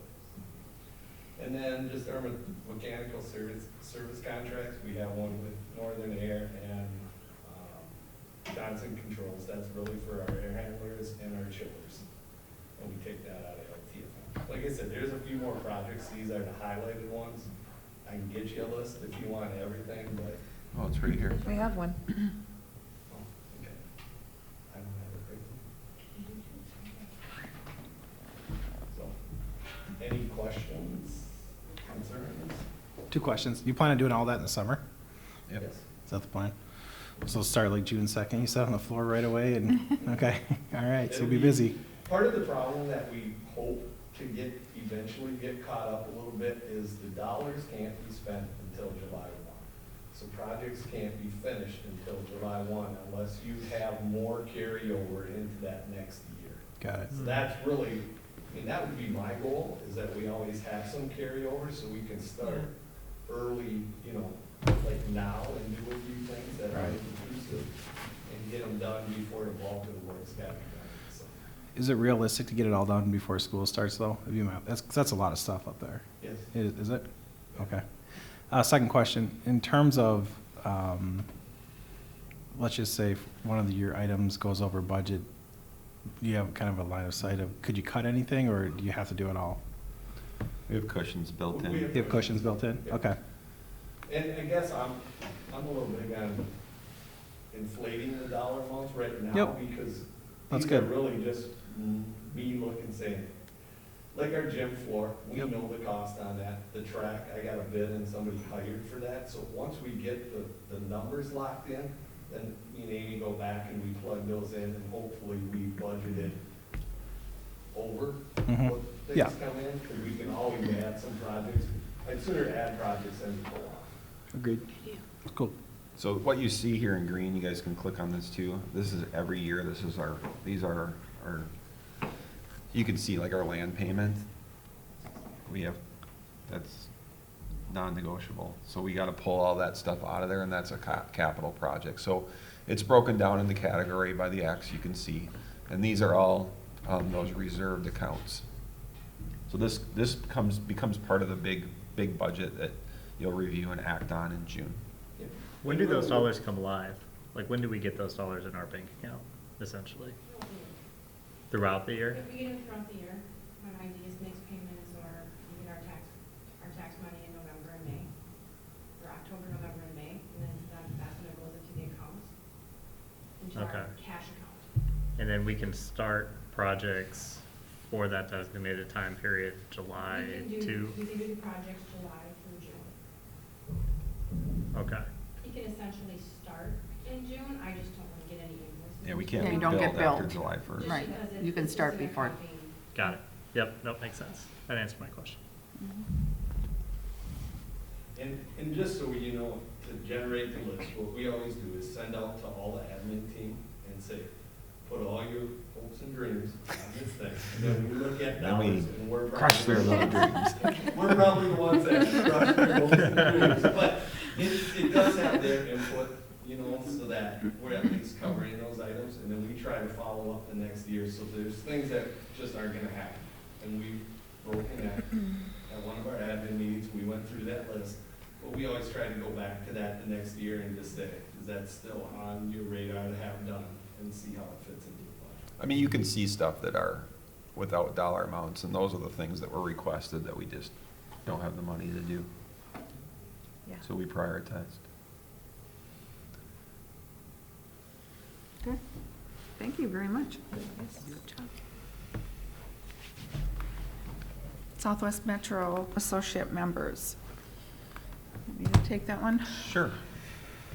As you all know, we're a member of Southwest Metro Intermediate District, and we have, what do we have, 11 member districts? 11 or 12? Whatever, something like that. And There are 11. 11, okay. Yeah. Over We added the, above 11. over the years, There's been talk of other members wanting to join the district. One of the members, can I name it? No. No, okay. One of the, well, okay, different school districts have wanted to join, and there's been a lot of discussion about, you know, it has to be a good fit and have like programs and stuff. Well, this year we had 4 school districts from south central Minnesota that petitioned to join. They're Waterville, Legion, Morristown, Waseca, JWP, Janesville, Waldorf, Pemberton, and Nurhug, New Richland, Heartland, Elgin, Geneva. And the superintendents meet the week before our board meets, and they've been discussing this for several months, as has the board. There was a feeling that they really like the programs that Southwest Metro offers, and they really didn't have the type of programs within their districts that fit their needs. But on the same token, because our member districts go all the way from TCU all the way up to Buffalo, Watertown, that those districts down there, for transportation purposes, maybe wasn't a real good fit either. Long story short, there was a lot of discussion that went on, and the decision was made upon the recommendation of the superintendents to take them on as associate members, not as a full member. So we did vote last week to take those 4 districts on as associate members, which basically they would not have a board member at the table. So like right now, all 11 of the member districts, we each have 1 board member at the table, so we each get 1 vote, and the superintendents all meet. Their superintendents would have the opportunity to meet 1 time a year with the rest of the super group, and they would not have a board rep at the table that could vote. It would be more of a trial period for them. They would have an opportunity to participate in all of the offerings of Southwest Metro. And then they're gonna see how it goes, and maybe a couple of years down the road, if it's a good partnership, they may take them on as full members. What else? They would pay the same distribution share as we do for use of the programs. What else? I think the biggest thing is, it didn't make sense to bring them on as like a full-fledged member. We don't necessarily need them. Right. And this is just about kids, and it's trying to do the right thing for kids that need services. It's not gonna hurt us, but it just doesn't help us. So we said, we're okay with this type of concept. We'll see how it works out. I think over the next couple of years, what's going to happen is the South Central Service Cooperative is going to form an intermediate district or a co-op, and these schools will join. And Darren Kermis, the executive or the superintendent of Southwest Metro, is going to consult with them on how to do that. Okay. I think most of their kids are gonna actually go to Waseca in programming that they have there. They just need a fiscal host, is the information that we received. So, didn't really feel like it was harmful. Provided opportunities for more kids, and it's a 2-year deal, so if we don't like it, we can get out. Okay. Okay, so that is the end of the workshop meeting. I'll call the regular special meeting, or the special meeting to order at 8:11. We'll stand and say the pledge. I pledge allegiance to the flag of the United States of America and to the republic for which it stands, one nation, under God, indivisible, with liberty and justice for all. Thank you. All board members are present. Consideration of agenda, since it's a special meeting, I can't change anything on the agenda. We have 9, 10, 11 consent agenda items. We have the job description for teaching and learning director, new hire of Erin Yamlin for that position. Special ed para Kirsten Brown at step 4, middle school social worker Rachel Ryberg at a MA plus 40, step 5. ELS preschool paraprofessional Jerry Ann Luch, grade 5, step 1. We have a couple of resignations. We have an FMLA request for Tracy Mullenbach and an assignment change, Sarah Frisky coming over from the elementary to middle school language arts, and she will be at an MA 30, step 18. So I will entertain a motion to approve consent items. So moved? Sandy? Second. Connie? Discussion? Hearing none, all those in favor say aye. Aye. Opposed? Motion carries. Item 6, review and act on the wrestling field trip request. Mr. Helgerson, I'll turn it over to you. Wonderful. Mr. Perkel approached me with this, that he received kind of on that 60-day out day. It was the exact day that was 60 days out. So it's being brought to you for your review and action.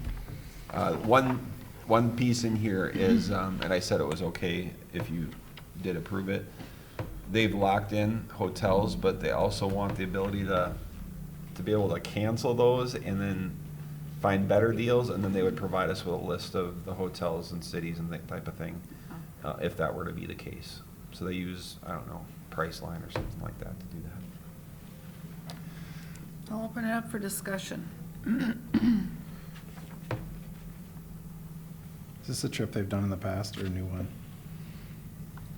Not this particular location, but they have done similar type of trips. Okay. And- Out east, most of them have been east. Yeah. Yep, they did New York Yeah. a couple of years ago, and then we denied it last year. This is the one I think they had asked for last year, or a similar trip to the Southwest, and I think we denied it.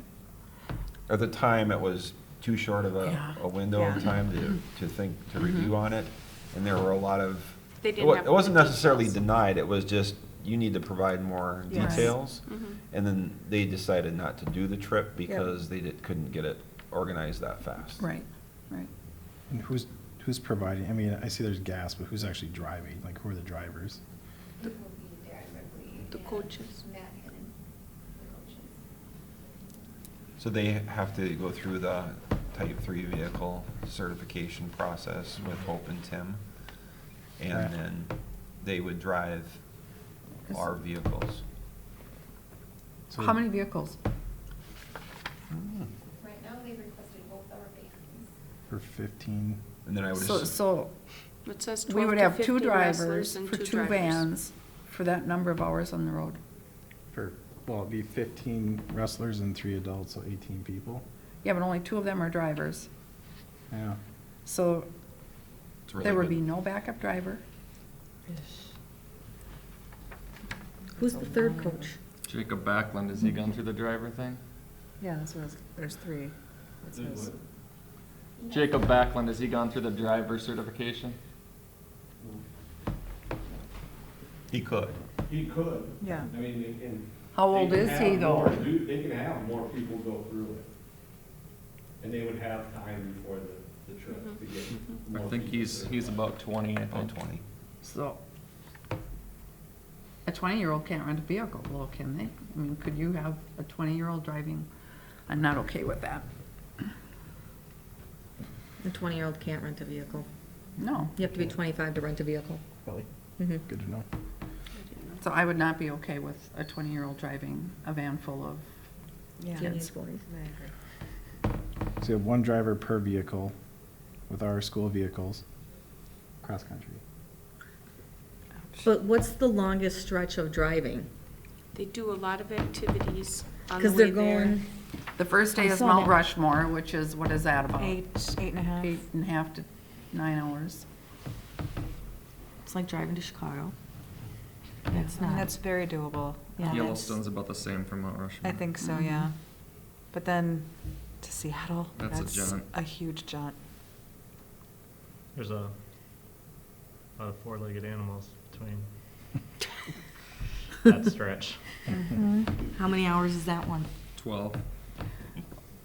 Well, my question is, if That's there's it. only 2 drivers, if 13. somebody gets sick or injured, Yeah. what Right. happens?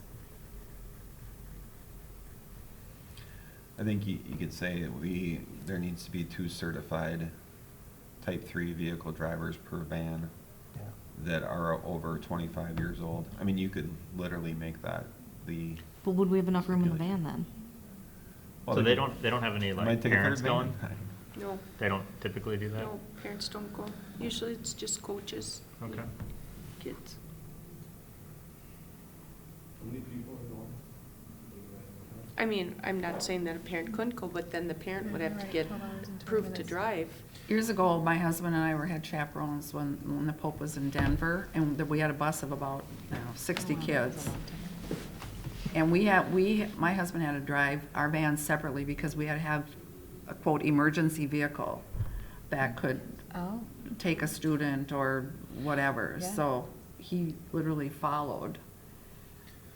Well, realistically, if something happened and somebody had to go to the ER, you'd have to take your half of the bus Right. with you because, Exactly. Why? I mean, well, somebody'd have to stay with the person, I guess, anyway, but I think if they're, I don't just, I looked at that, if there's 18 going right now, so if they do 2 more drivers, then they're gonna outdo our vans, because right now we get a 10 and an 8, so they're maxed out. So let's say they took 2 parents, 2 more people to get type 3, then they're gonna run into issues in their van piece.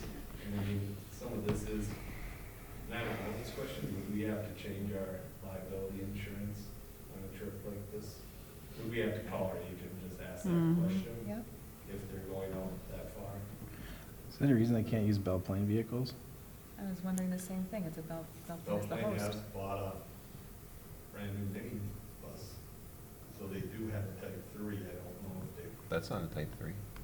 or no, that's not, that's an activity bus, and I don't think they've purchased their type 3 vans yet, I know they're thinking about it, but they haven't. But they put down or rent, that was another part, they can't do that because it has to be state patrol certified to be Right. type 3. Right. Otherwise you can't put kids in it. At least you can't school sanction a trip, I mean. Right. And put kids in a non-type 3 vehicle. There's a legal case that came out this past, well, the law bulletin came out this last year, is the Blake School. Mhm. And what happened there had to do with age of drivers more so than anything. It was we have kids that go to this, we don't necessarily sanction it, but parents have, in the past, have driven kids to Sioux Falls for the Nike cross-country regional after Yeah. the season. We sure have. Well, what happened with the Blake School is the school district and their coaches got involved in planning it. Even though they didn't sanction it, they helped plan it, there were emails and things back and forth. They allowed a kid to drive a vehicle. The vehicle hit and killed somebody, a school vehicle or a private vehicle? private vehicle. But it was a But it was school school planned. sanctioned, Wow. The courts ruled that it was a Well, school because sanctioned of- event. Yeah. okay? And the Blake School was lost, and they were sued. Yeah.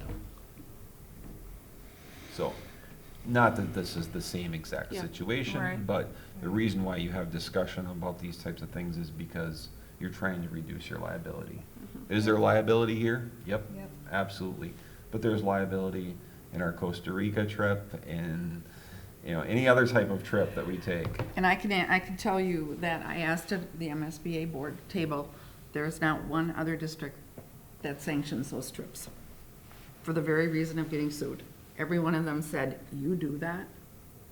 Yeah, I don't think we're the only one. I don't think we're the only one. Well, we're not the only one, but I can tell you around the MSBA board table, we were. How did they get around it? They don't do it. So they don't allow kids don't any go on any trips? trips? Not that they sanction, no. Not that they sanction, so they just take it as a group and go then, not sanctioned by the school.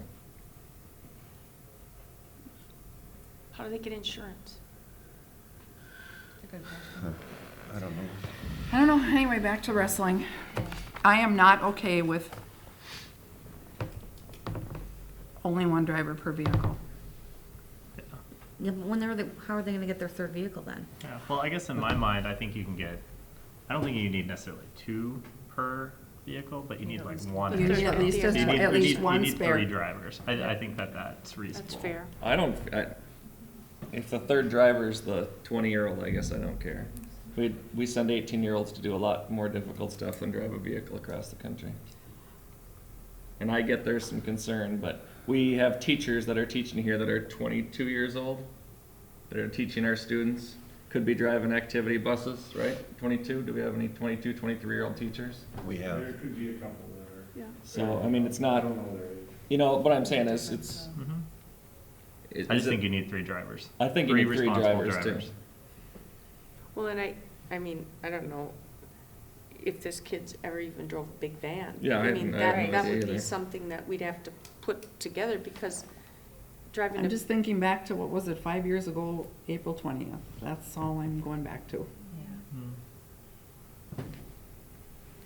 I'm curious, what are they referencing when they say Scott West Booster Club?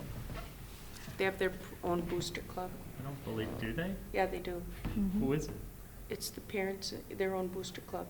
Is that ran through Belle Plaine or? Does that run through Belle It's Plaine? just Is their it, what is own it? booster They're their club. own deal. Okay. Got it.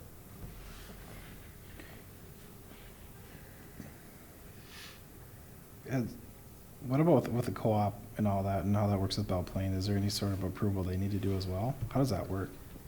They should, but I don't We know. are so much relaxed. Because they're the sponsoring co-op, I mean, they're the right? sponsoring, yeah. And don't they have a vehicle to use too? I mean, they don't have, Seems like all the liability is falling on our district agree. here. exactly. The chaperones They don't are, have type 3 vehicles in them. But do they have a vehicle that can transport, the other half?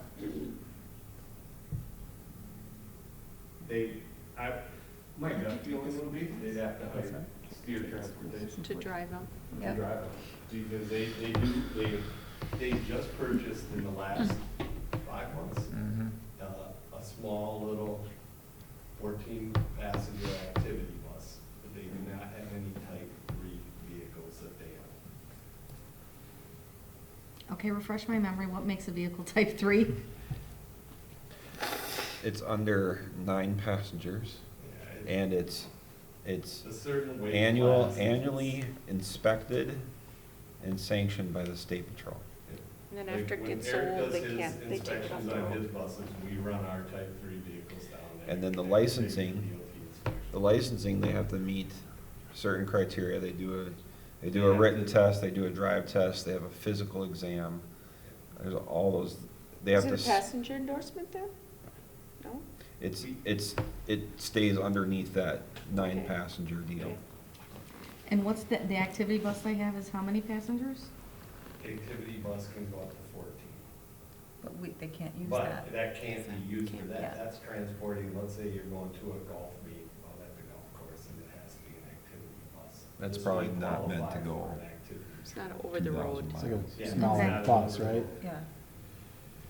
So this is the economical versus renting a coach and going Well, on a trip. So I've written down a Or few, they could, I mean, Eric, I'm sure they could probably rent from They could. Eric or like Steer Transportation in Belle Plaine. This is a way of doing it economically. Right. Yeah. so I've written down several questions. One, who else sanctions these types of trips, and are there specific parameters?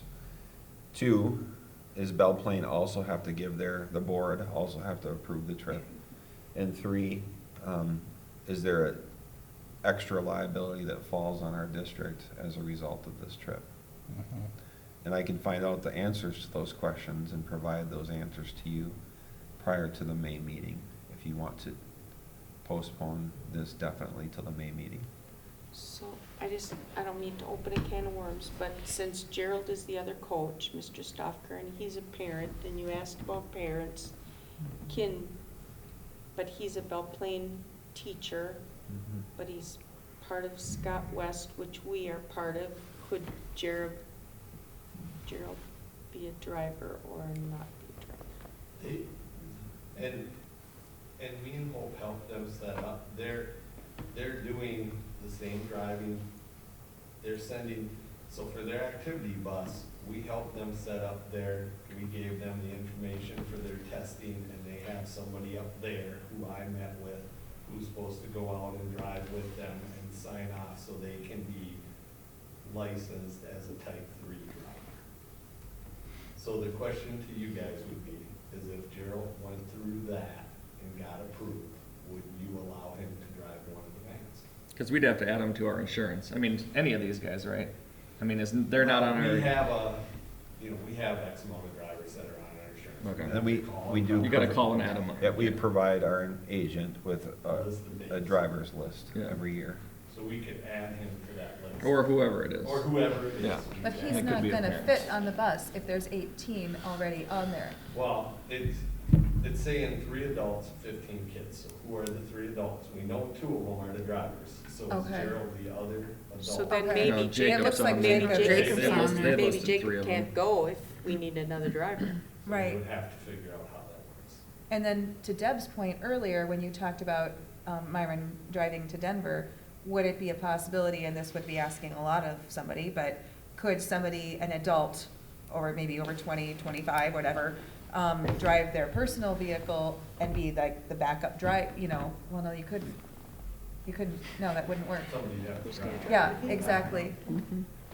Yeah, that See, would we had the never mind. luxury, I was the lead chaperone, but we had enough chaperones that I did drive the van some of the time. Yep. Myron and I traded off because. Well, I guess that's what I was thinking, is Yeah. could 2 people then go in that, Right. like a personal vehicle and then drive? Yeah. So that one could be a backup driver Right. sometimes? Right.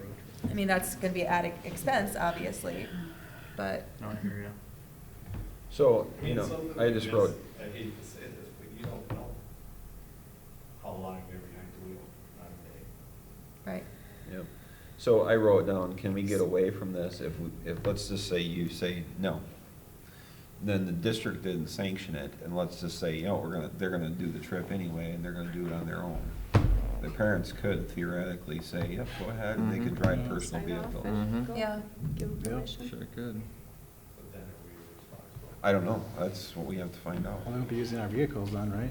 Not using our vehicles. But We're not Neither did sanctioning the it. Blake School, Exactly. but. But they discussed it as being a sanctioned event. We'd be saying, this No, is we don't not on agree our with it. deal, Yeah. yeah.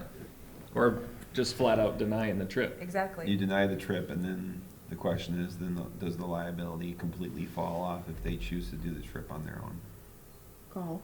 Well, the Jennifer. parents would be accepting responsibility know. because they would be letting their kids go, I would assume, but it Have kind of they still always rolls downhill, so. Yeah. Have they explored what it would cost to rent one vehicle that could take all 18? Is this really the economical way Or- to do it and to see things?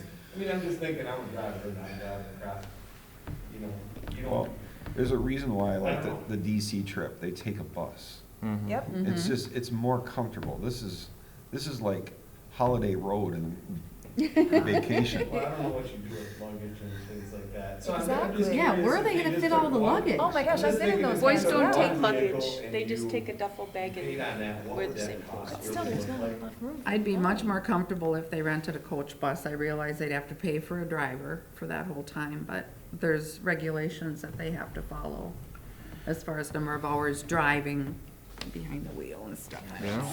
A lot of hours. You're talking Just- 8 the first day, 8 the second day or more, and then 12 and a half or so. I mean, that's, in 3 days, you're driving Semi-drivers can't drive 26. that many, how many hours can a semi-driver drive without 13. stopping? It's like 12 or 13 in a day. A total in a day, okay. Yeah. Well, I think the bonus too is if you hired your own driver, they could drive starting at 2 or 3 in the morning. The coaches could sleep. You could get someplace at noon, and who cares what the driver does? Yeah, You'd right. have the Right. coaches and chaperones and kids doing whatever. It might be more efficient in sightseeing too. Well, I'm Driving absolutely over there. interested Right, in the two right. vehicles and all that. I'm just curious what that cost would Mhm. take down. So Matt, will you carry a conversation for us? to Seattle and to Portland? Yep. I get. Look at him. I mean, I definitely get they're trying to I be don't understand why economical. Bell Plain get isn't the having whole More these power to them. discussions. I do appreciate that they're trying to be economical and because not be they're trying expensive. to- I definitely I get do, it. too. And I they've appreciate taken the it. trips, and I've had nephews that have gone on the trips and say they're wonderful, and Of course. I know Darren would not intentionally put any of our children. Right, Mhm. right. Danger. Oh, no, and I know don't that. think We're not- anybody's They have saying to that. understand though the liability that falls on Mhm. schools. So I think I'll go back to him and say, I'm gonna get some of these questions answered. After I get those answers, I'll go to him, Darren, and expressed that our first option would be that they explore renting a coach bus of some sort, some size, and use that. Yep. Depending on the answers to these questions, I'd have to tell them, you know, whether or not Well, we even can if they advise could get a approving it. bigger van rented so that these Can't. two coaches. They can't. They can't. You can't We drive it. can't have more than 9. That's where they gotta have a actual, 10. You can Or do 10. you 10. can't And then you go have to up. get a That's where different- you gotta get Yeah. your bus endorsement. Mhm. So they could rent another 10 passenger and have 2 10s and have, because then they could carry more drivers. They could if rent it, want. but how does it become it certified doesn't. It to doesn't. be a type 3 vehicle? But you'd have to probably hire Eric. Yeah, right. Now, Yep. if Eric would let them drive that would be a question for Eric. Because Eric would No, probably. no. Why would you do that? Why It would might he- be nice though for Eric just to give them a bid or A a price quote, on, yeah. a quote and Steyer on what it would cost them to go that other route. Get them all on one, they hire the driver and just Yeah. give them here's what it's gonna run you. Northfield lines, and then you don't have to worry. You just tell them where you wanna go and they take you. Okay, I'll bring that back to them. I have to Okay, be so I out to need a Seattle motion. that way, that same day, so I Can could drive ask a with them further out there, question but I related can't to get them Belle back. Plaine? Pardon? Why is Belle Plaine not having these same discussions? I don't know. Plan, I think, is getting to the point where they're going to a type 3. They did not do that before. I know, but are they approving the Bringing it to the trip? board. Are they bringing it to the board? Are they yeah. approving the chip? Are they, and are the? I don't know, I can't speak for what they're doing. Okay, are the Belle Plaine students then becoming our liability instead of their liability by us approving this trip? No, and I would argue that they have more liability because They're they're the host. using Going through this our process, vehicles yeah. and, I mean, that wouldn't be, I don't know. Well, it's our insurance though. if it- Yeah. Yeah, Yeah. I think the liability is sitting on us because I we're agree. sanctioning it.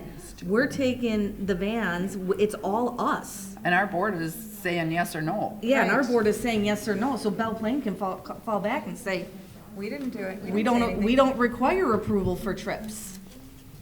Does Belle Plaine require a true approval for trips? I don't think so. Oh, I probably. I don't think they do. Okay, I got some questions I have. But I do need a motion. Oh, to postpone. Motion to postpone till the May meeting May 13th. after, with Matt coming back with the answers to our questions. Okay, there's a motion. Is there a second? Does that cover everything that we need to cover? Postpone. I think so. definitely, Yeah. but Yeah, postpone definitely till May, whatever it is, 13th. Is there a Yes. second? It is May 13th. I'll second that. Jesse, any further discussion? I do have Tom? one, since Belle Plaine holds the, I don't know what you call it, the charter Cooperative for, sponsorship. cooperative sponsorship, Mhm. I would, wondering if you can reach out to them and make sure that they're okay with this, because technically, I don't know why, really, to tell you the truth, why it comes in front of us, if they all hold the cooperative sponsorship, other than a request to use our buses, to be honest. Yep. But it's our kids. But It's their it's, kids it's too. their It's too. kids. Yeah, yeah. Well, and it actually is their kids for the athletics, because it's, It's I mean, their it's our host. well-being of the kids, but they're hosting it, it's their kids when something Yeah, comes up. that's true, yeah. So really, it's our buses, and are we approving something that's, we can't approve because it's technically Belle Plaine's issue? That's a good point. So just maybe a conversation with Belle Plaine on what they know, if they've thought of this, and what their thoughts are, just to bring back to the meeting. Yep. Okay, we have a motion and a second, further discussion? Are we, sorry, No, go ahead. because we have our trip policy, so that's why he's coming to us, is because we have a trip policy. Mhm. Does this fall within our trip policy guidelines? I mean, because I feel like on one breath, we're saying you have to come to us with trip approvals within that 60 days, but now we're saying it's Belle Plaine's. You ultimately have the say, it's, for our kids and even for Belle Plaine's kids, I think, Lauren, you have a really good point there. I do think, now that you have the conversation about it, you're putting Belle Plaine kids on Jordan buses, therefore we would incur some Mhm. level of Yeah, liability. we sure. would, we would. But they would also, I don't know.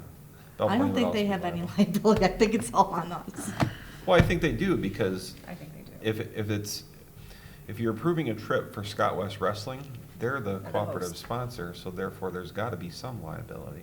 Well, But they're not their approving it. coaches technically. Here's the thing, we wouldn't know until it's challenged. yeah. Right. And then Yeah. a court would Right. rule on But- whether or not. And But we I don't think want to that- get that far. Yeah. Yeah. Exactly.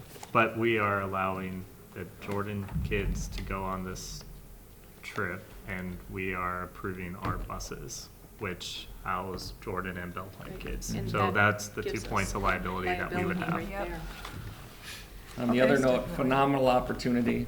Yep. I mean, great, Yeah, it's a great- great thing that there's 95% of the population is never gonna get this opportunity. Right. So, I mean, kudos to those guys for wishing this stuff up, thinking it up, and going being through the- willing to do it. going through Well, and the mapping. kids too, of just the volunteer hours that they Phenomenal. did to be able to Yep. fundraise. phenomenal. Yeah.